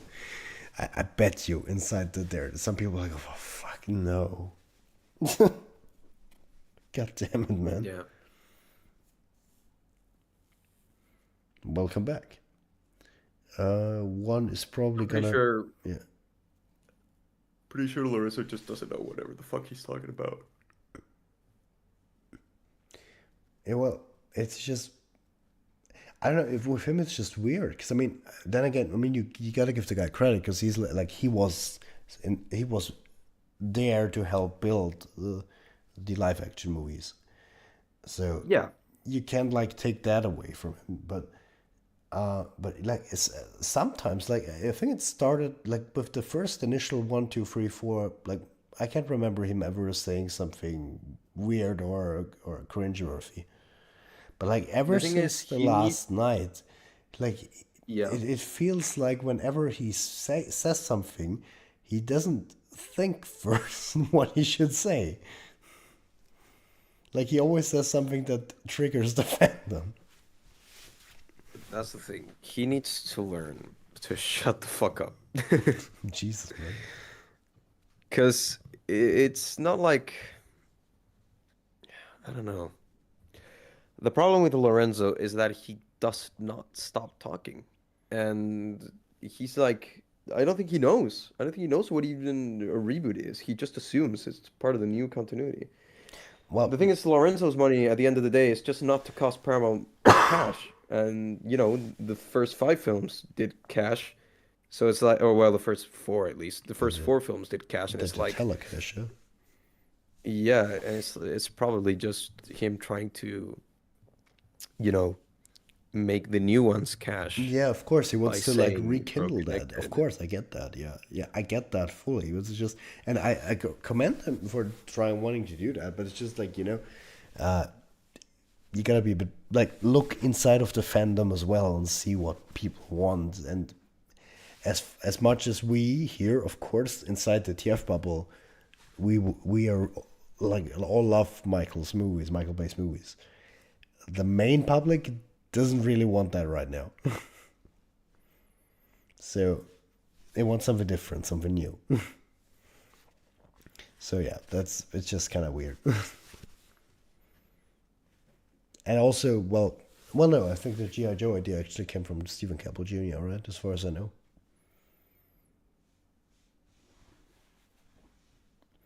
Michael Bay. I think it might have. I don't know. Yeah, no, well, I remember he said it like it was his idea. So yeah, because I first thought it was Lance's idea. Michael Bay, are you asking him to help this movie Transformers Rise? Hey, Michael Bay, if you're hearing this, I love you for being part of the team. I'd give you the director to take it. No, I'm just kidding. But yeah, imagine you can be my assistant director. Michael Bay was against G.I. Joe, funnily enough. And then he's my goat. He continues to be elevated as my ever time See, goat. I told you, Michael Bay, we need him back. We need him He back. he knows what we need. We need dogs. No, just kidding. You know, but it is interesting, although, speaking of like, we need Michael Bay back, it's amazing to me to see the amount of people who are. It's like, I feel it's exactly what happened with the prequels. You know? Everyone for decades have been saying that these movies are shit. It's true, yeah. And then, like, the Rise of the Beasts releases, and everyone's like, oh, it looks ass. Bring back Michael Bay. And it's like, what? Where's this coming from? Yeah, it's true because like I remember these like the days like especially from like uh Revenge of the Fallen to like DOTM, like people were just shit, like I mean basically they did that up until Age of Last Night as well. They kept shitting on him, like that movie was so bad, and you know it all. It was just so Yeah. no. Why are people watching this and that and yeah. And I mean when I was young, yeah, I went in on the hype train back then, but as you said, like there is so much that it's just stupid to say like like people telling he's a bad director and stuff is just stupid because if he would be a bad director he couldn't direct these movies. And again, I want to preface I saw this. I just recently watched the behind the scenes again. Like the stuff he made, and if you know that he didn't even have a fucking script at that point. Oh, yeah. And he was able to get out a decently sized movie, which and here it is, I think I like. It's a good movie in my opinion. I don't care what you guys think. Um, um, yeah, it's just, and just in general, the whole visual side of it, to being able to get this scope, get it looking as cool and epic as it did, the effects and all this attention to detail. You can't just go there and say he's a bad director. It's just stupid. I agree. Is it I perfect? agree. No, not at all. I mean, you can definitely criticize him. Revenge of the Fallen, there's a lot of problems, but still, yeah, the best fight scene is the forest Yeah. battle. I do agree. I feel for people it's way too easy to blame Michael Bay because, you know, it's just like his reputation, I guess, and his directing style. But the fact that, like, nobody talks about the writers, it's like, come on. Mm.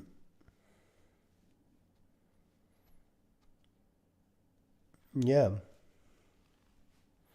again, it's the easy way to just hate the director, you know. Yeah.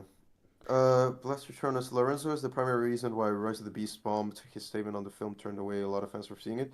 You know, I have to disagree with I that. don't think that. Uh, So I I think the problem with Rise of the Beasts bombing is it had zero marketing. yeah, Nobody saw it because nobody even knew it existed. That's the problem. it did. Yeah, that's true. Like I heard a lot of people like, of course, we fans knew it was coming, of course, but like the main stream audience didn't realize it mostly. Yeah, I mean, I get it because like we up until when did the real official trailer come out? In May? the real official, like the teaser trailer or the first No, official the trailer? real first official trailer. Did it came out in May? I don't know, but it was months before the final film Yeah, it released. was like literally a few months before the film, and Yeah, up until then we only had like a teaser trailer, which admittedly was cool, but then we had nothing almost, you know. exactly. And that yeah, Like most of the information came out of links, well, like leaks. and hello Steven, by the way. Welcome, Hey, Steven, my welcome. goat.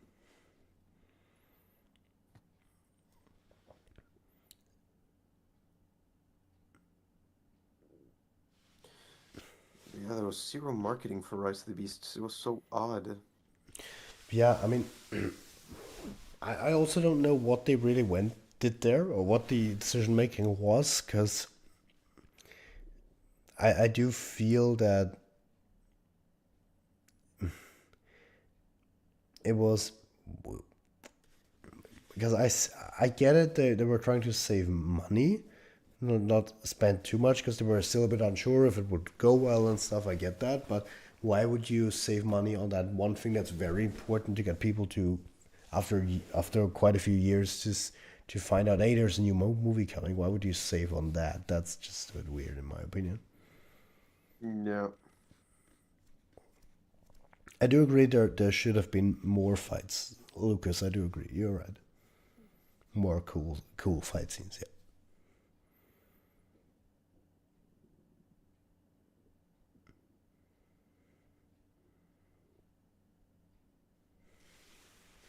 Uh, But I don't talking, know. yeah, It's all very odd. It's all very odd in general. The sort of ambiguous state of Transformers films. yeah. I mean, the thing is, of course, we're not there anymore at like peak. Than when we were at like, I guess you could say, Age of Extinction was TOTM. Age of Extinction was peak in terms of like popularity. Yeah. Of course, we're not there anymore, understandably.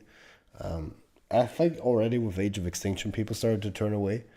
But just because like it made so much money in China, it still was a very big success. But Hmm. you really the real effects from like people getting sick of like getting the basically very same movie over and over again. You, the studios got to feel with the last night, and then it didn't help that it wasn't that good either. And that also really pushed people away. And well, now of course time has passed, and people are not that interested anymore. People move on, makes sense. So yeah, you need to have something to reinvigorate people, get them interested again. And if you don't do a lot of marketing, don't do anything that really catches people, yeah, well then not a lot of people will show up, and that's basically what we got. That not enough people showed up. Yeah. I mean, the good thing is, from what I've heard, Hasbro does not see this as a failure. That's what I heard, because while the movie did underperform, it didn't like bomb like the Flash did, right? Yeah. The Flash was a terrible bomb. But, I mean, then again, now we have the Marvels, which seems to be, is Marvels? No, wait, no, the Expendables was such a big bomb. Actually, it was like crazy. They like only had like 50 million like worldwide. Damn. Yeah, yeah, that's a big damn. Yeah,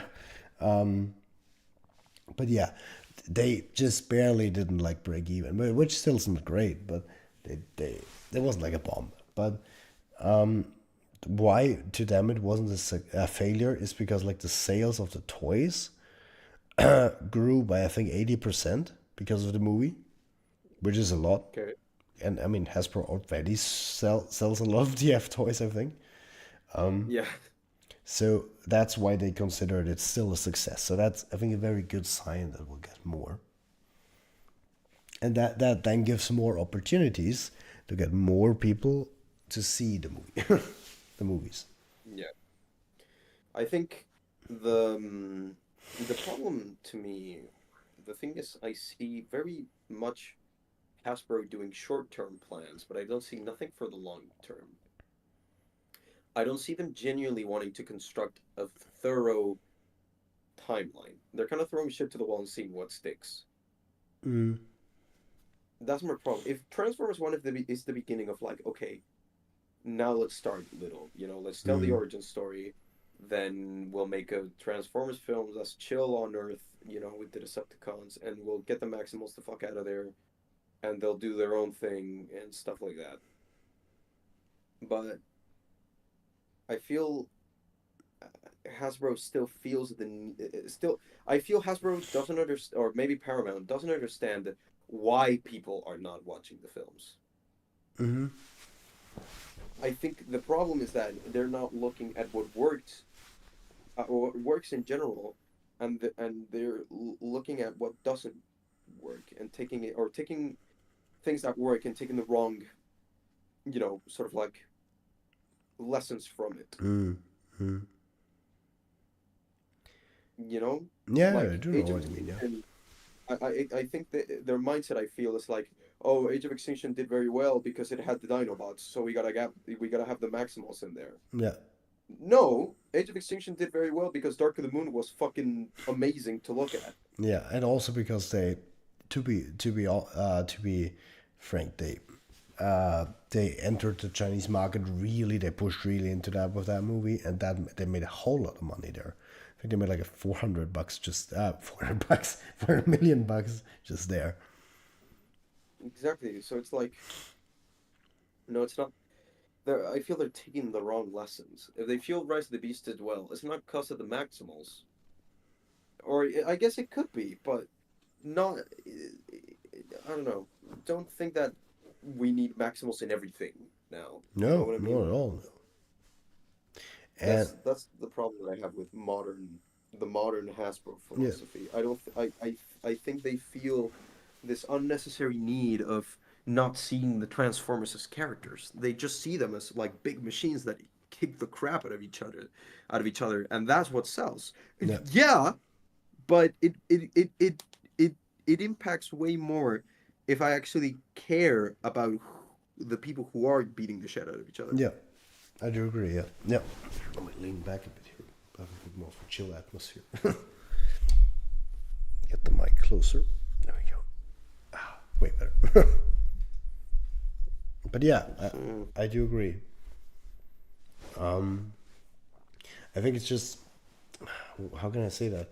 I think Hasbro is sort of, or I don't know who it is really, but I think what they should do is just basically look back at all the movies they did so far. Look at the successes of DOTM, not DOTM. Look at the success of Transformers 1, 2 even, and 3, and see, and the others of course, and also just the different TV shows and all, and just see what did people like about it, what made them great, what did people like, what did they want more, what didn't they get, right?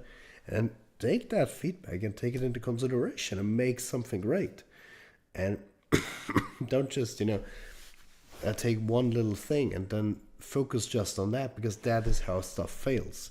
Because if we think about it, the most extreme, that's like how the DCU failed, because they kept revamping and changing the whole formula and structure and movies because of the feedback they were getting, just out of like a shock and state of panic. You know what I mean? Yep. Don't just have a plan, have an actual long-term plan.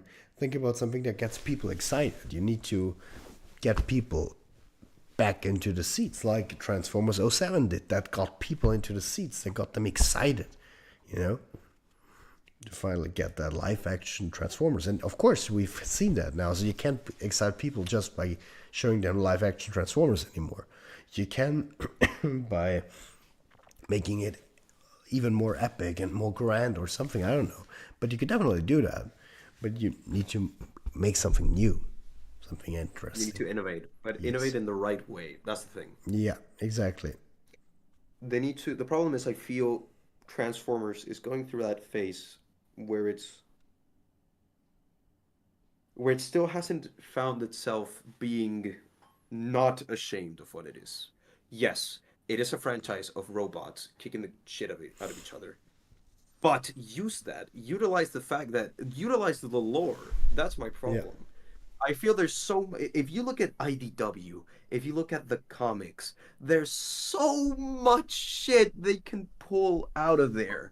You know how nuts people would go for a Rise of the Wreckers film, or like a dark, gritty set in Cybertron Decepticon Justice Division horror film, something like that. It's just these wacky concepts that will get people's asses in seats. Definitely from Transformers fans, but also from the general public.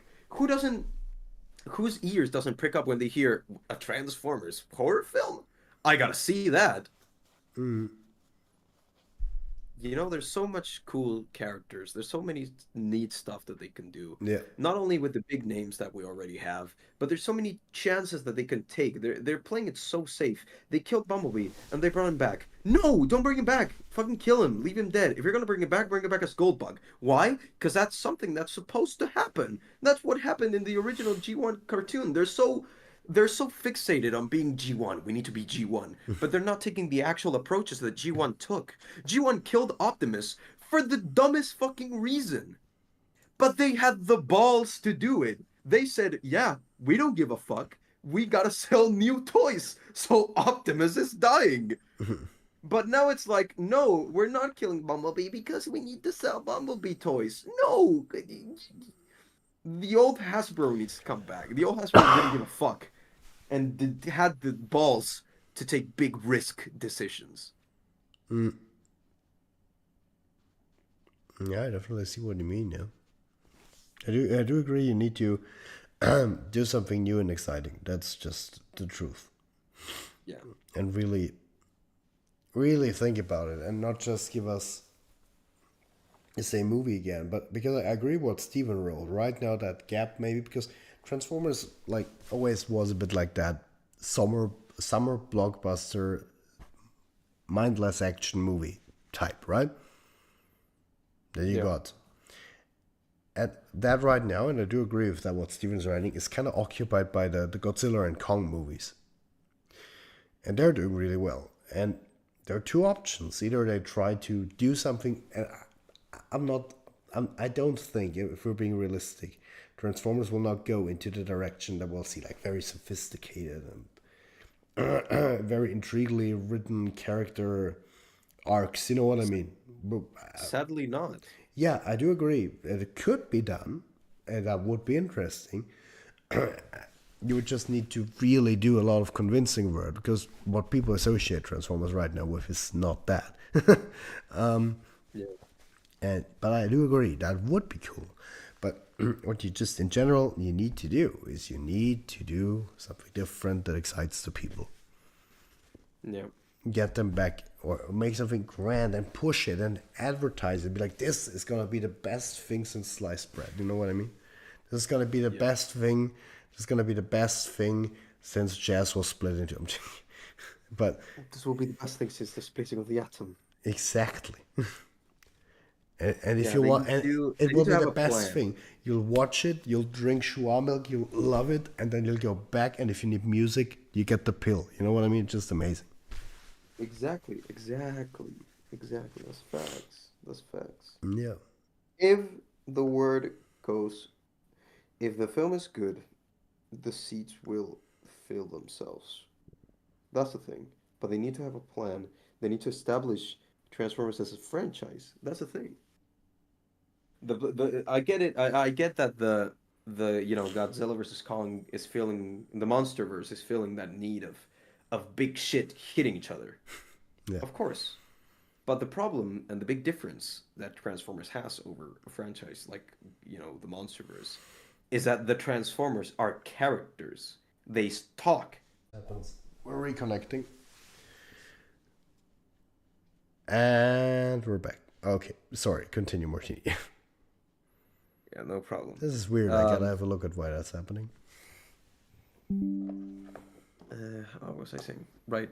Yeah, the big advantage of there's so many interesting characters that, obviously I could go on of a 12-hour rant of how you could make a whole fucking universe of just Optimus and Megatron.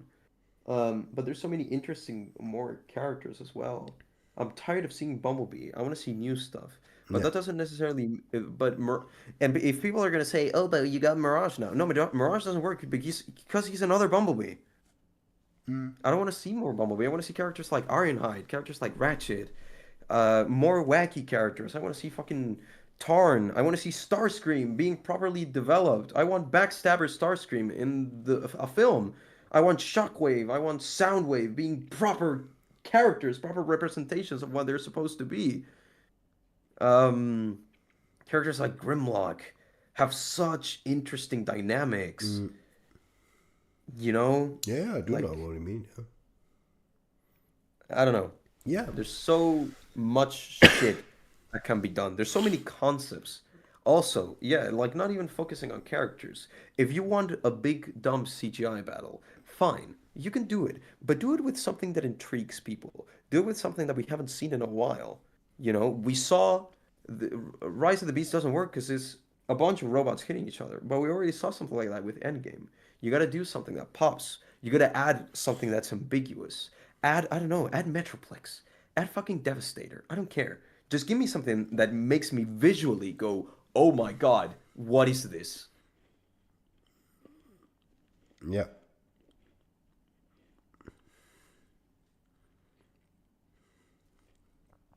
See, Hasbro, this is why you need to hire me. You meant us. Yeah, We all need everyone. to be there. Paramount, hire us. Paramount hire us, yeah. Yeah, but and definitely, as I said,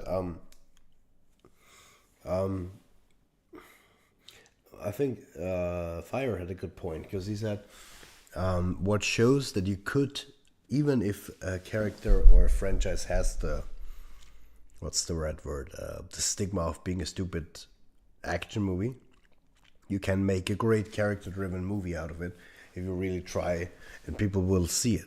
It's not that people won't see it because Godzilla Minus One is a perfect example. Just seen that movie yesterday, and it's an amazing movie. It's the best Godzilla movie I've seen so far, and it does the exact opposite of what the uh, what the American Godzilla movies do. Because the Americans movies are just like, hey, look at this cool shiny dragon that makes boom, you know, and that is not at all what Godzilla was about and what the character was created. So, if you want to see what Godzilla really is about, you got to see that movie. But you can do it, and it's breaking records. It's making hella money. Maybe the way to go is also maybe first do smaller movies. Maybe that's the thing. Maybe learn from Godzilla minus one. Make smaller Yeah. movies or try to optimize in a way where you don't need 200 million for every movie. You know what I mean? Because if you make, let's say you take 100 million, because I think you can do a lot with 100 million, and you make a smaller scale movie, and you start building your franchise back up, getting the interest back up with that. And once there's enough interest and you see people are watching it again, then go boom and enter with the 200 million movie again. You know what I mean? Or maybe just flip between that. Don't always do 250 million, 250. Because if you spend 250, you gotta make it back too, right? And it's less of a risk, and I think you can do more risky movies if you don't have that big of a budget. So maybe that's the way to go. Learn from Godzilla Minus One, because I think the whole industry can actually learn from that movie. Yeah.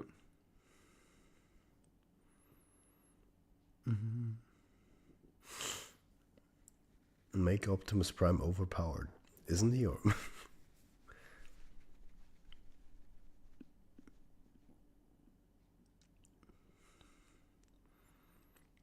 even more powerful. But yeah, that's that. We really went into a rant there. Yeah, But it's talk, but it's true. that's true. And I really wanna, and it's not because like, I like Rise of the Beast. I really do. It's a good movie. I like it, but we need to invigorate the interest that people have for this franchise. Show them how great That's this franchise is, and you can only do that yeah. by really putting something out there. You gotta. I'm not saying you gotta make, but in a way, you gotta make another '07, if you know what I mean. Not in the sense of copying it, but in the sense of what that movie did. Exactly. I agree. Like Rise of the Beast, it's not bad, but it's so safe, you know? It is a safe movie. That is true. Yeah. It is such a safe movie. The bad guy dies, so he doesn't become a threat at the end. The day is saved. Nobody died. Nothing happened. Yeah. Literally, if Rise of the Beasts had never happened, the Autobots have absolutely no change. Mm.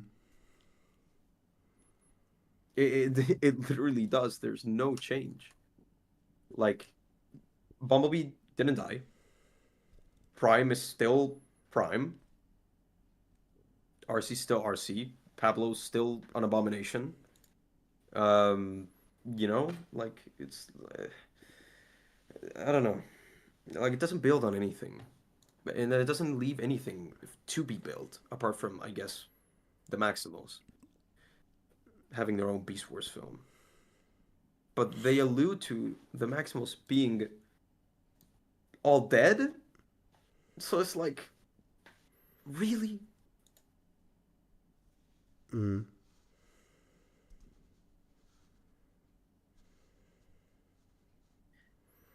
So yeah, I don't know. Yeah. Yeah, and I'm kind of s- I kind of have a headache with Hasbro at the moment. but I do agree with what Steven is saying. When you're having a smaller budget, that like forces creativity. I do agree because you can't Yeah. just because if you have a hell of a lot of budget, you you do what you tend to do what Disney is doing in a sense, where they're failing right now, and not really, in my opinion, is where they're just going to the CGI studios and they're like, do it, make what I wrote down and make it. They're Yeah. not putting that much thought into it. They're just like slap a green screen there, fix it in post, and that's why the movies look the way they do, and that's why Godzilla -1 looks better than some of the Marvel movies that had 20 times the budget. Hmm. So, or well, yeah, actually 20 times. So, yeah, that's the thing. You gotta push more. Try to be more risky and try to kind of not reinvent but reinvigor stuff. Maybe also try to reinvent yourself. Why not? You can't just always keep the same. Like it's like the same as if let's say we bring out Rise of Unicron, and then from that on out for the next 20 years we make the same kind of movie again and again and again and again. At some point people will be like, can you do something different? Because it's normal. You want to see it different. You want to have variety. You want to have something new. If you're just always going to make the same thing over and over and over again, then people will get bored. That's what happened.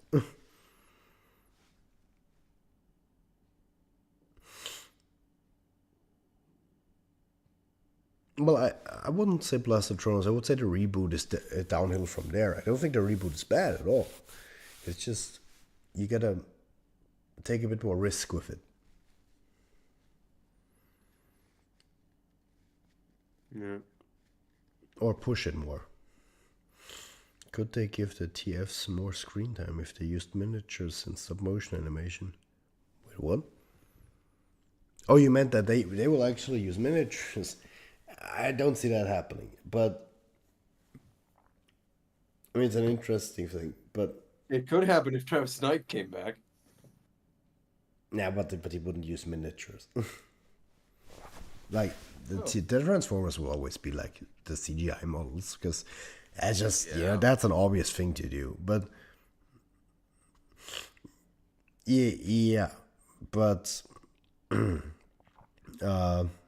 I what was this thing I was wanted to say? But yeah, I don't know. I don't think stop motion will be probably what they'll be doing. Stop with the artifacts. I do agree with that. Give us something. Well, not stop maybe, but do something different maybe for a change. Shia needs to come back. Exactly. The Terracon army made me roll my eyes. I'm sick of big CGI filler army. I fully agree with that.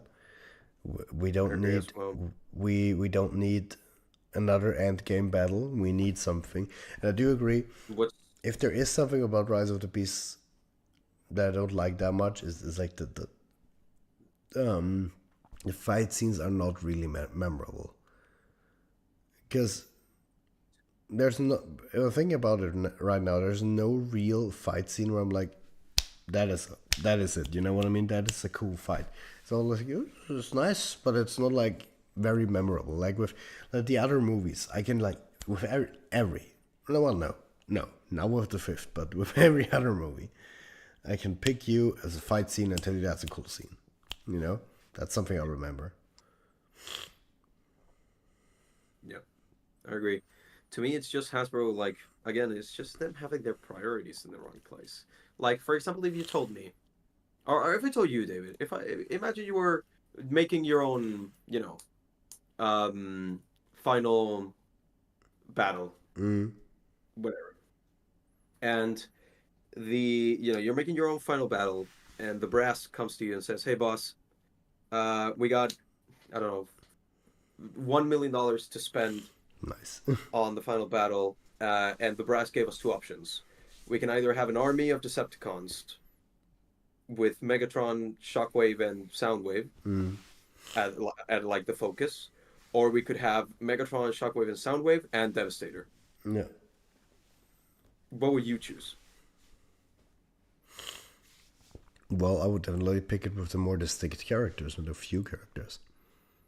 Exactly, Devastator, because it makes them focus. It gives them focus. You don't give weight to a character with an army. You give weight to a character through their presence. You know? Mm-hmm. Yeah, and it also makes it feel different and new because if you're just gonna give us another CGI army, then we'll be like, yeah, I've seen that. It Yeah. might be cool, but I've seen that. You know what I mean?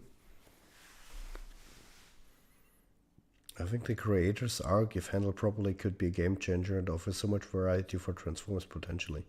We talked, yeah, I do agree, Steven. I do agree. Like the whole, like if they, that whole idea from Age of Extinction with the creators, if done right, and you talking about the concept that we had in TLK of the quintessence, right? That could have been, and the gladiatorial arena fights, that could have been something right there that it could have expanded the universe and give us different stuff that we haven't seen before.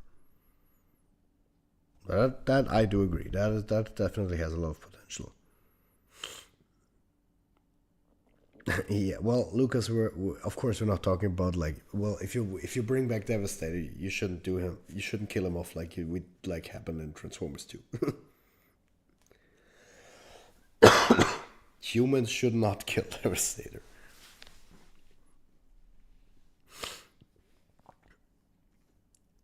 Megatron being the true descendant of Megatron's Prime would make sense. Megatron angry for being denied his birthright started the war, yeah.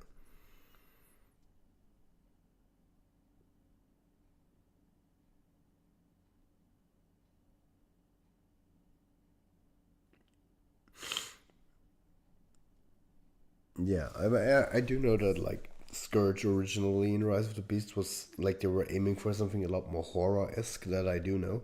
The original Think movie had a lot of like Steven wanted a lot of horror influences like into the movie, and I think they toned that down as audiences didn't really like it that much.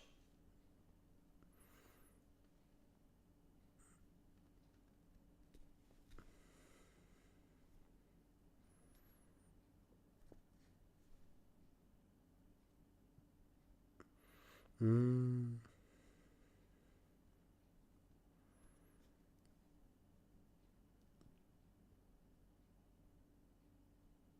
Oh God. Oh God.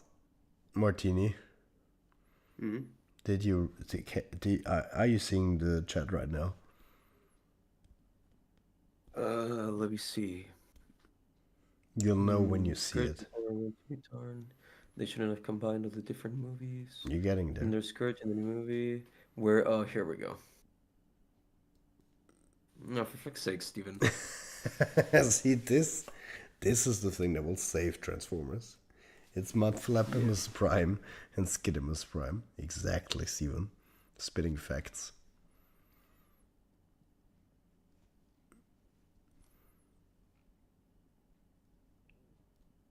Yeah, and that's the thing.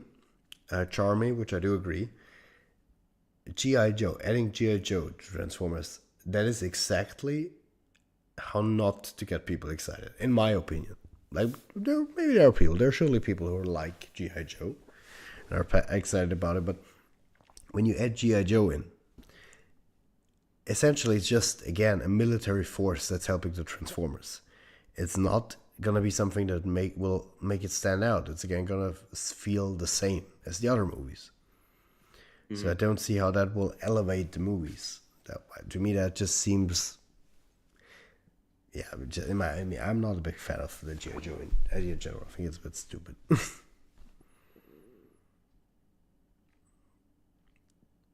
How do I ban someone from the chat for life? Why that Five Brothers? Who triggered you?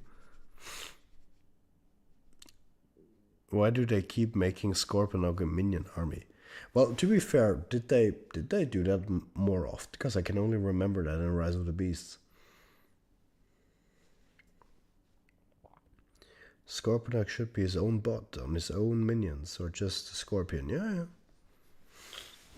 Best thing from Rise of the Beast was that the bots had more screen time. Yeah, I do agree, definitely. And we had actual interactions, and even some character arcs. So yeah, I do agree. That was something very good about Rise of the Beasts. Yeah.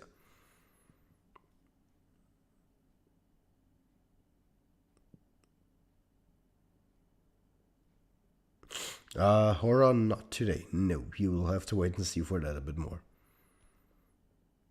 It feels like Hasbro's trying on moving on yet again for the third time. G.I. Joe and Gas Transformers stops raking in the cash. I don't know why they keep holding on so hard to G.I. Joe, because as far as I know, that it hasn't been doing that well for a bit yet, right now, right?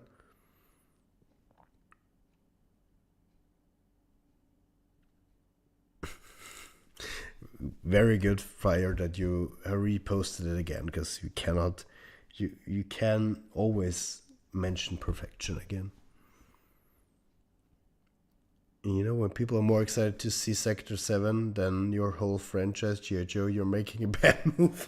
This is true, yeah. I remember that scene. I was just like, when like the door opened, I'm like, oh, they're gonna... Like, for a brief moment, I thought maybe, just maybe, so, I don't know, Agent Simmons or something like that, you know? And then I see the G.I. Joe card, and my heart sank into my chest. I'm like, oh no. My friends looked at me, and I was so disappointed.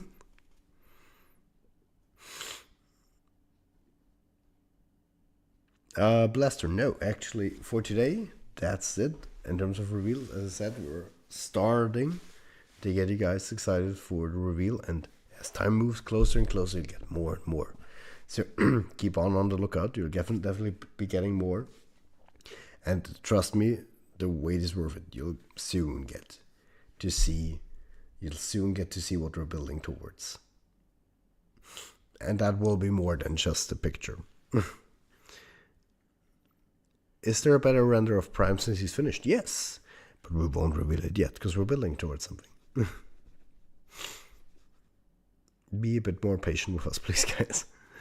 The last G.I. Joe movie flopped even worse than The Flash. Really?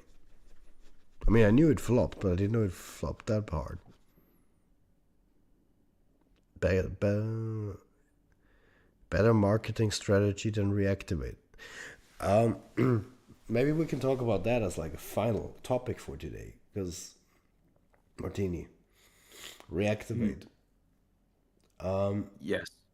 We all know the announcement that they won't be showing anything anymore this year.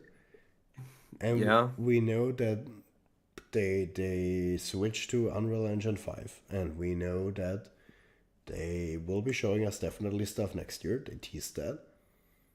What are your thoughts? Did you take the announcement as something bad or something good? Um, hmm.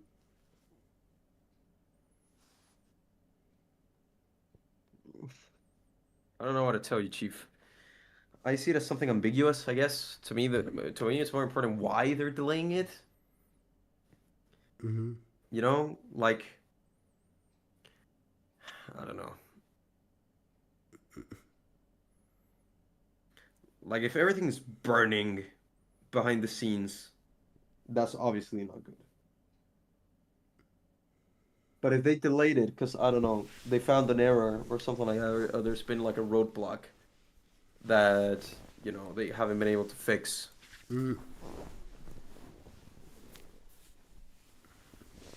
I mean, as You know far what I mean? I mean, yeah, I do know what you mean.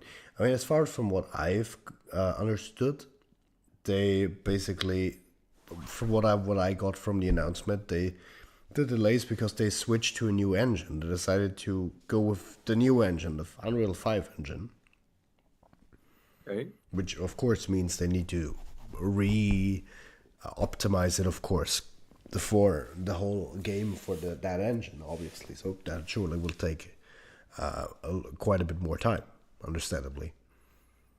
It's just, it's interesting because, I mean, it would be interesting because the thing is, why they decided to do that. Maybe they want the game because Unreal Engine has been out now for some time, and we're getting games with Unreal Engine 5 now more and more. Maybe they Yep. they wanted the game once it comes out to be like on the bleeding edge, sort of say of that, which is cool. I mean, that's why I'm seeing this update as this announcement as nothing bad yet, because I'm like, okay, that's cool. I mean, it sucks that we were not getting anything this year, but it's cool that they're making it for Unreal Engine 5 because that will mean that the game will look even better. But I mean, it's definitely interesting that they decided to do that so late in the game because I remember last year when they announced the game, they didn't they say playable game by summer of next year? I don't know. Because I do remember there was something with a playable demo, and they said something about 2023 summer. I'm pretty sure. Obviously, we didn't get anything, so that is a bit weird. But I do see concerns that people might have because they're also not very communicative, and that doesn't help. I think there should be a lot more. That I do think there should be a lot more communicating with the community and saying, okay, so guys, we're doing. Of course, not. They can't tell us what they're doing, but like, they're like, we're on track and we're doing this and that and here. Just give us more updates. If you're not gonna reveal stuff, like it's kind of the same. And in a way, the same situation like with us, right? We're working right now on a movie, and we on purpose have chosen to wait and build stuff up so we can have a really cool reveal, big reveal, right? Yep. And of Yep. course, that means that you guys have to wait till we can show you stuff. But what we're doing is we're being very communicative, and we're telling you guys what we're doing, and we're talking with you guys and interacting with you guys, and that helps in bridging that gap of time till we get there, right? Yeah. I think that's what they need to do more. Because then I'm all fine. If like as long as everything's going great behind the scenes, because this game looks like it could be a very cool Transformers game. Like in concept, it looks very cool, and I'm all for it if it means waiting a bit longer. But we're getting a even better looking game with Unreal Engine 5. I'm all up for it. Just tell us a bit more. Give us a bit more.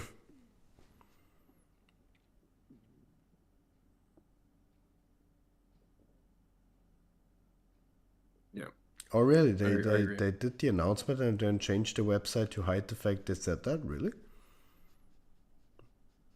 Okay, that's interesting. Well, it's interesting, yeah. Like it sucks a bit when you announce that you'll do or share something this year and then you don't. Martini and I can relate. Just kidding. But yeah, yeah, they should have shown us another cinematic trailer. Yeah, I mean, again, I get it. It would have been cool if we would have gotten something. I do agree. Like at the Game Awards, that would have been cool. But then again, I think they just need to be a bit more communicative. And of course, by next year, they need to show us more. They need to give us a trailer, and not just a trailer, gameplay trailer. I don't know. I mean, I'm not saying. I mean, I don't know when they're planning to get the game out, but to be realistic, I think if they just swap to a new engine, then I'll be honest, I think we're talking about a 2025 release. And so what I would be hoping for is like a maybe 2024 demo, or if it comes out, I don't know, mid 2025, then you could do a demo by then. But yeah, I think they could do a 2024 demo probably, or like an early access, at yeah, least yeah. something, that tells us like this is what we did, this is what we're balling with. Yeah, they could definitely, yeah. Again, it depends on when they want to release the game, but yeah. Yeah.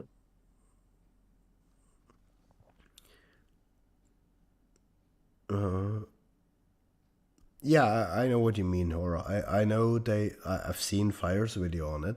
I know that Fire has seen stuff, and I know that there exists this one screenshot which supposedly is from that new cinematic trailer which they made. So that to me is interesting, is if they do have a cinematic trailer, it would be interesting why they didn't choose to show it. It's interesting. Maybe really they want to really, because behind the scenes is always a bit difficult, because I've heard this with a lot of different game productions. The thing is, the executives don't always do the most optimal stuff for like game production. For example, they always want. Wait a second. Fire is saying if I want a gift, I always want a gift. Fire. I'm always up for that. But I think that like the game executives sometimes make these spontaneous decisions which kind of set back the production a bit, because I don't know the exact examples right now by hand, but I do know a few like behind the scenes that I heard about from other games where like the companies went in and like, you know what, we're gonna do this engine, or you know what, we're gonna make a role play game. No, we're gonna make, because right now the battle royale is famous, so let's do battle royale, and then they need to restructure the whole game, and that's how you get an unpolished, unfinished game. I'm not saying that's what's happening with Rise of the Beast, but that's what that engine switch kind of reminds me of. It seems like an executive decision to be like have the newest engine and being able to show that to people. You know what I mean?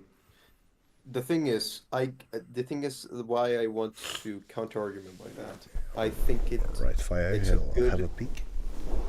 Sorry. I think it's a good creative decision by part of the team, because switching to a new engine doesn't necessarily mean this is what the cool kids are doing. We need to do the same, but it's Oh, rather what we're working with right now is outdated, and it's important if the game wants to have a long lifespan. oh, It's very important that they keep up with Unreal Engine 5. Because imagine if they did it with 4, and in a couple of, I don't know, if maybe 1 year, support stops for an Unreal Engine 4. So that limits the stuff that can be done within Reactivate. And to me, I feel it's important for them to. For example, what killed Payday 2 was that they had the diesel engine. They could only do so many stuff because of how the diesel engine worked. Um, and they were limited. So, yeah, I feel it's important that they use the newest engine and not something that's, maybe a tad outdated. oh, oh,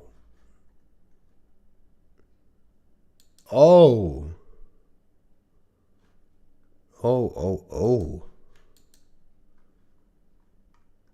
I'm sorry that I'm sounding this weird. Oh I my. think I know why. Yeah, don't worry, Fire. I'm not saying anything. I wouldn't do that to you. Well, that's a very cool, uh, Is it very the cool thing? present. Thank you so much, Fire. Thank you for that. Can I see it? I'll show you after the stream. I'll show you what he made for me after the stream. Fire, show your fellow UGOG member.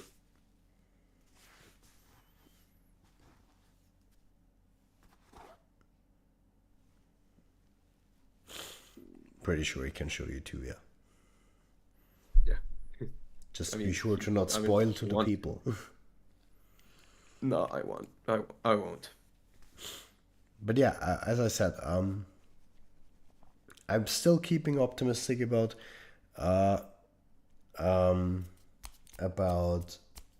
Reactivate. I'm looking forward to it. It sounds on concept like a very very cool game. Thank you so much, Fire. Maybe I can get back to you Christmas present as well.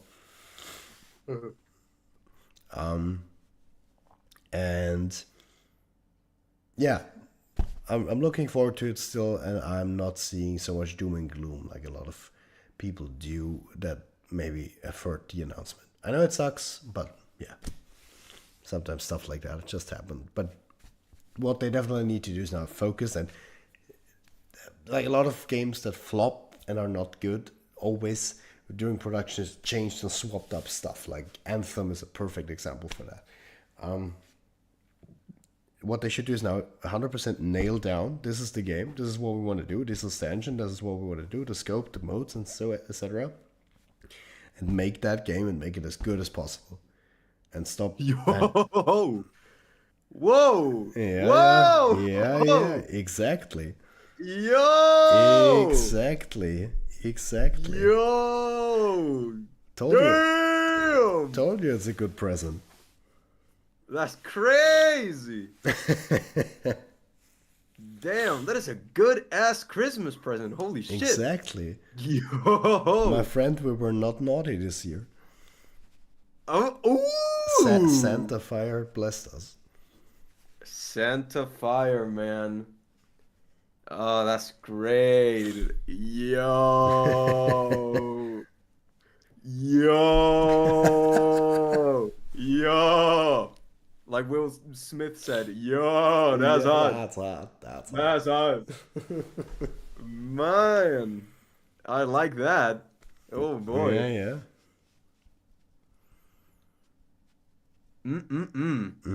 I like that very much. I like it a lot. Very nice. Very nice. Steven, if I have permission from Fire, I could send it. If that's okay for you, Fire. It's of course your decision if I can share the present that you made. Oh man. That's of course, in privately, understand. I won't show it to people, of course. Okay. Well, no worries, Fire. It's all good. It's your decision. That's crazy.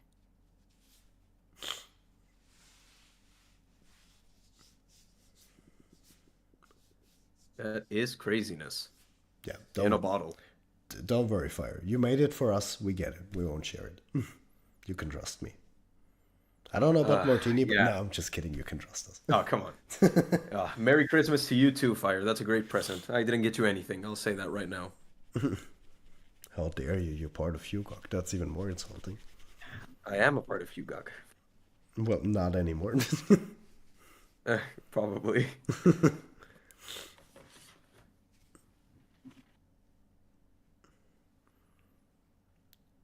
Oh man. So I could add you again, David. Yeah, I can. Wait, to your Discord. Well, I wouldn't want to like say my Discord name right now on this here in the chat, but I can send you the link to our. Wait.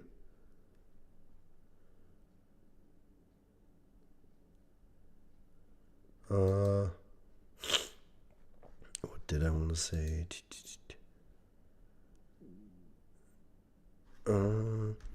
I'll send you the link to the fan server so you can just join there, and from there on you can add me. I think that's the easiest way to go about it. Wait. Bam. Create new link.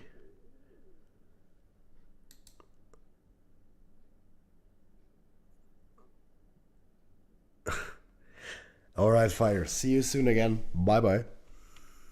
See you, Fire. There you go. All right. All right. So I'd say I mean, we probably perfect moment to end the stream. with such exactly. a with Yeah, such a good Christmas present. I mean, that is a good Christmas. well, guys, we've been here for 2.5 hours, so that's a good long stream. Yeah. We we celebrated the anniversary. Thank you so much, guys, for joining in today, for being here, celebrating our 3 year Yeah. anniversary with us. I know we weren't able to show you that much this time, but I think we had a very cool stream again. We chatted and philosophized about everything about Transformers in general and the future As we always of do. the Transformers franchise exactly. Maybe one last cool thing that I could show you in the end, because actually I had more written down on the list of topics that we could talk about. I didn't think that we would talk so much about. Uh, I didn't know that we would talk so much about like the Transformers movie franchise, but I could show you one cool thing with regards to toy collecting, because that's been a Martini, that's been a very active topic in our parts. Oh yeah. Like honestly, guys, you don't know. Just before we end, but the last few weeks, literally every call Martini and I or James were on, one of us said, "Guys, I did it again." Yep. And I always meant we bought something.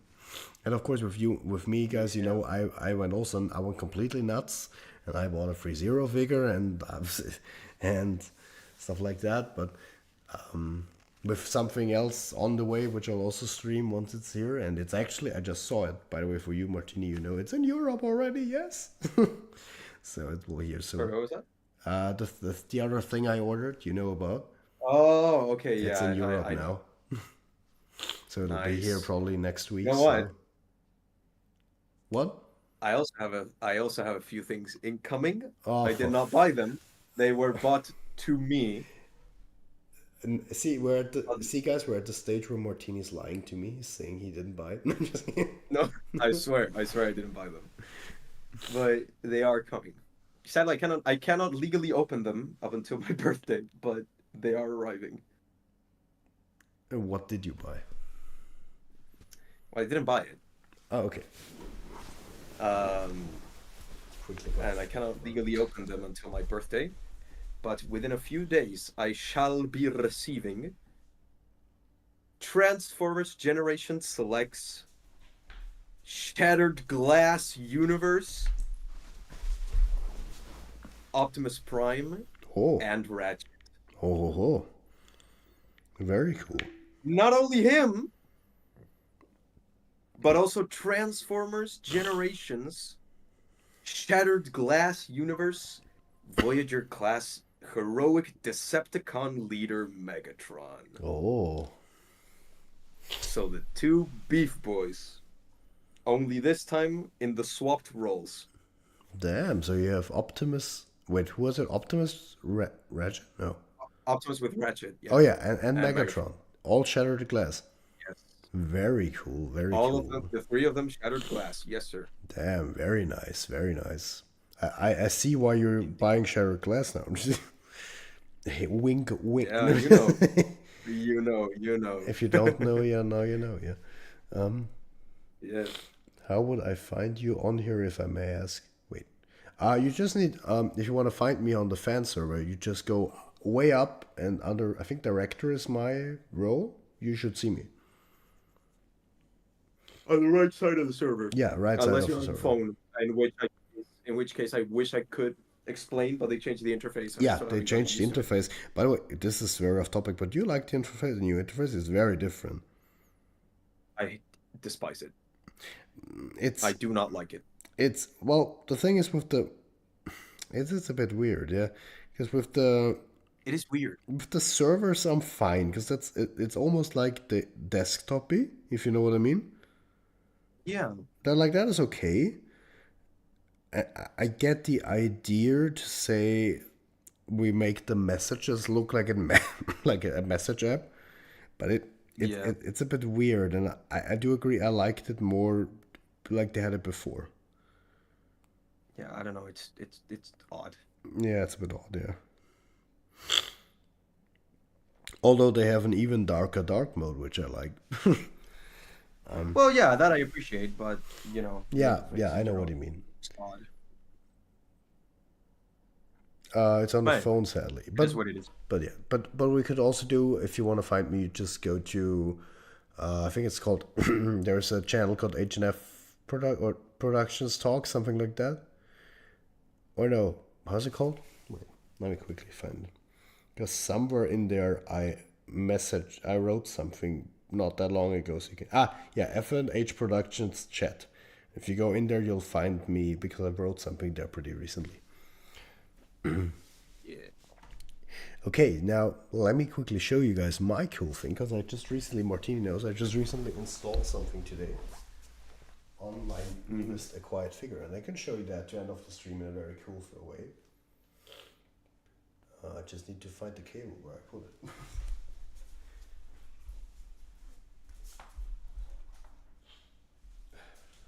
But basically, how would you summarize your year, Martini, when it comes to buying figures? Like, how much did you spend? Oh, fuck.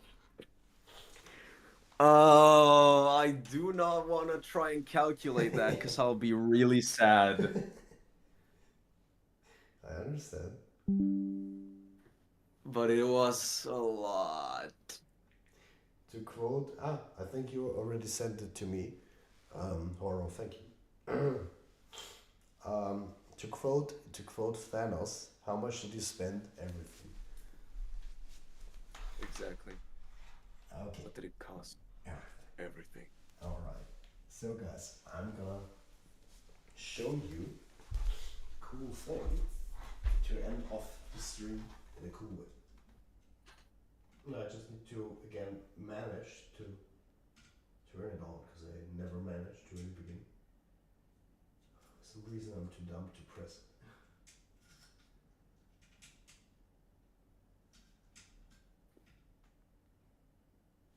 Will I manage?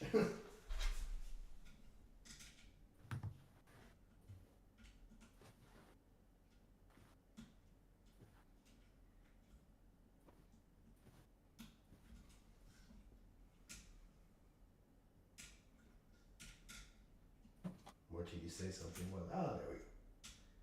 Oh, I managed. oh, cool. He managed. I always kind of struggle with it for some reason. I think it's not. Maybe the head crest isn't fully in. Okay, I'll switch quickly to the camera because it's back now. My phone camera, yes. But yes. Let's see. Is it there? Yeah. What the hell? Oh, what the hell is that? Oh, it's not the right orientation. That's why. Okay. So, let me get my phone camera. Don't worry about the black screen. I'm holding it. I will be holding it intentionally so I can do a dramatic reveal.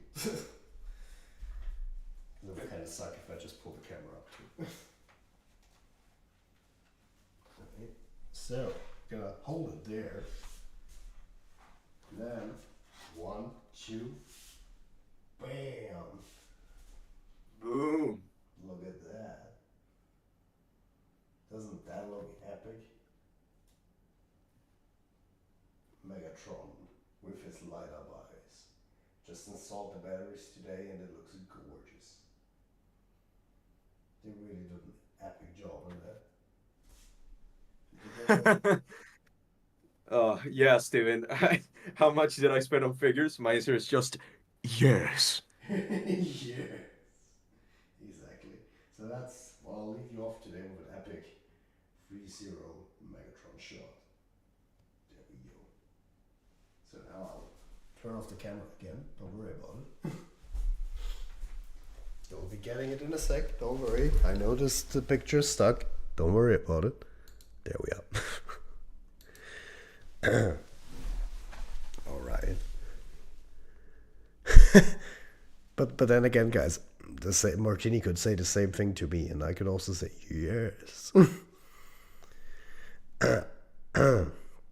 So guys, with that, desk is more expensive than my whole You mean like with the figures? Yeah, I mean that desk is quite crazy now with those three figures, yeah. But yeah, it's my how can you say it's my crown jewels lined up. All right. Years. All right. And you know what's the sad thing? I'm already like, I'm pretty sure next year I'll probably buy another 3.0 because I'm now fully into them. Because it's just like, they're just so great. It's just, you look at it and you're like, it's just, it's just stuff. Like, I got that. I love that feeling of when you look at something and you're just like, ah, it's just like, it's perfection. It's like literally, you just look from every angle. You're like, yeah, it's perfect. it's just Everything. down to the last minute detail. Eh? Minute details. Exactly. Yeah, Stephen, thank you. I agree. They're beautiful together. I do agree. But yeah, my guys, with that, before we get more into deep talk and either Martini or I buy something, thank you so much for being here today at the 3-year anniversary of Transformers Rise of Unicron. Again, guys, thank you for being here. Thank you for being such an awesome community. You guys are amazing. And I know you guys been waiting patiently. And we've kept teasing and teasing. But notice, next year, the stuff we've prepared, I think, will be very, very awesome. And you guys will love it a lot, I think. So with that, guys, those pieces at the end were beautiful. Okay, great. Thank you so much again. Thank you. Thank you, Charmy. Thank you, Zach. You're welcome. And thank you also for being here today. Thank you, guys, for all of you being here today. I can't wait to see you very soon again. Again, next week, we'll have the Blu-ray collection stream. Also planning to, hopefully, I'll talk with you with that later, Martina. I'd love to have another, like, real epic deal podcast again very soon. So you guys have some content while you're waiting. So, with that, yes. With that, guys, thank you so much again for being here, and we'll see each other very soon in the next stream. Bye. Goodbye, y'all. Have a good one. Bye. Merry Christmas. Merry Christmas. We'll probably see each other before Christmas, but still, of course, we can already say it now. You can never say it often enough. Merry Christmas. That's true. And we're gonna end, of course, the stream by listening to an epic TF score. So enjoy with It's Our Fight Now, and we'll see each other very soon when we take the battle to them. Till then, guys. See y'all.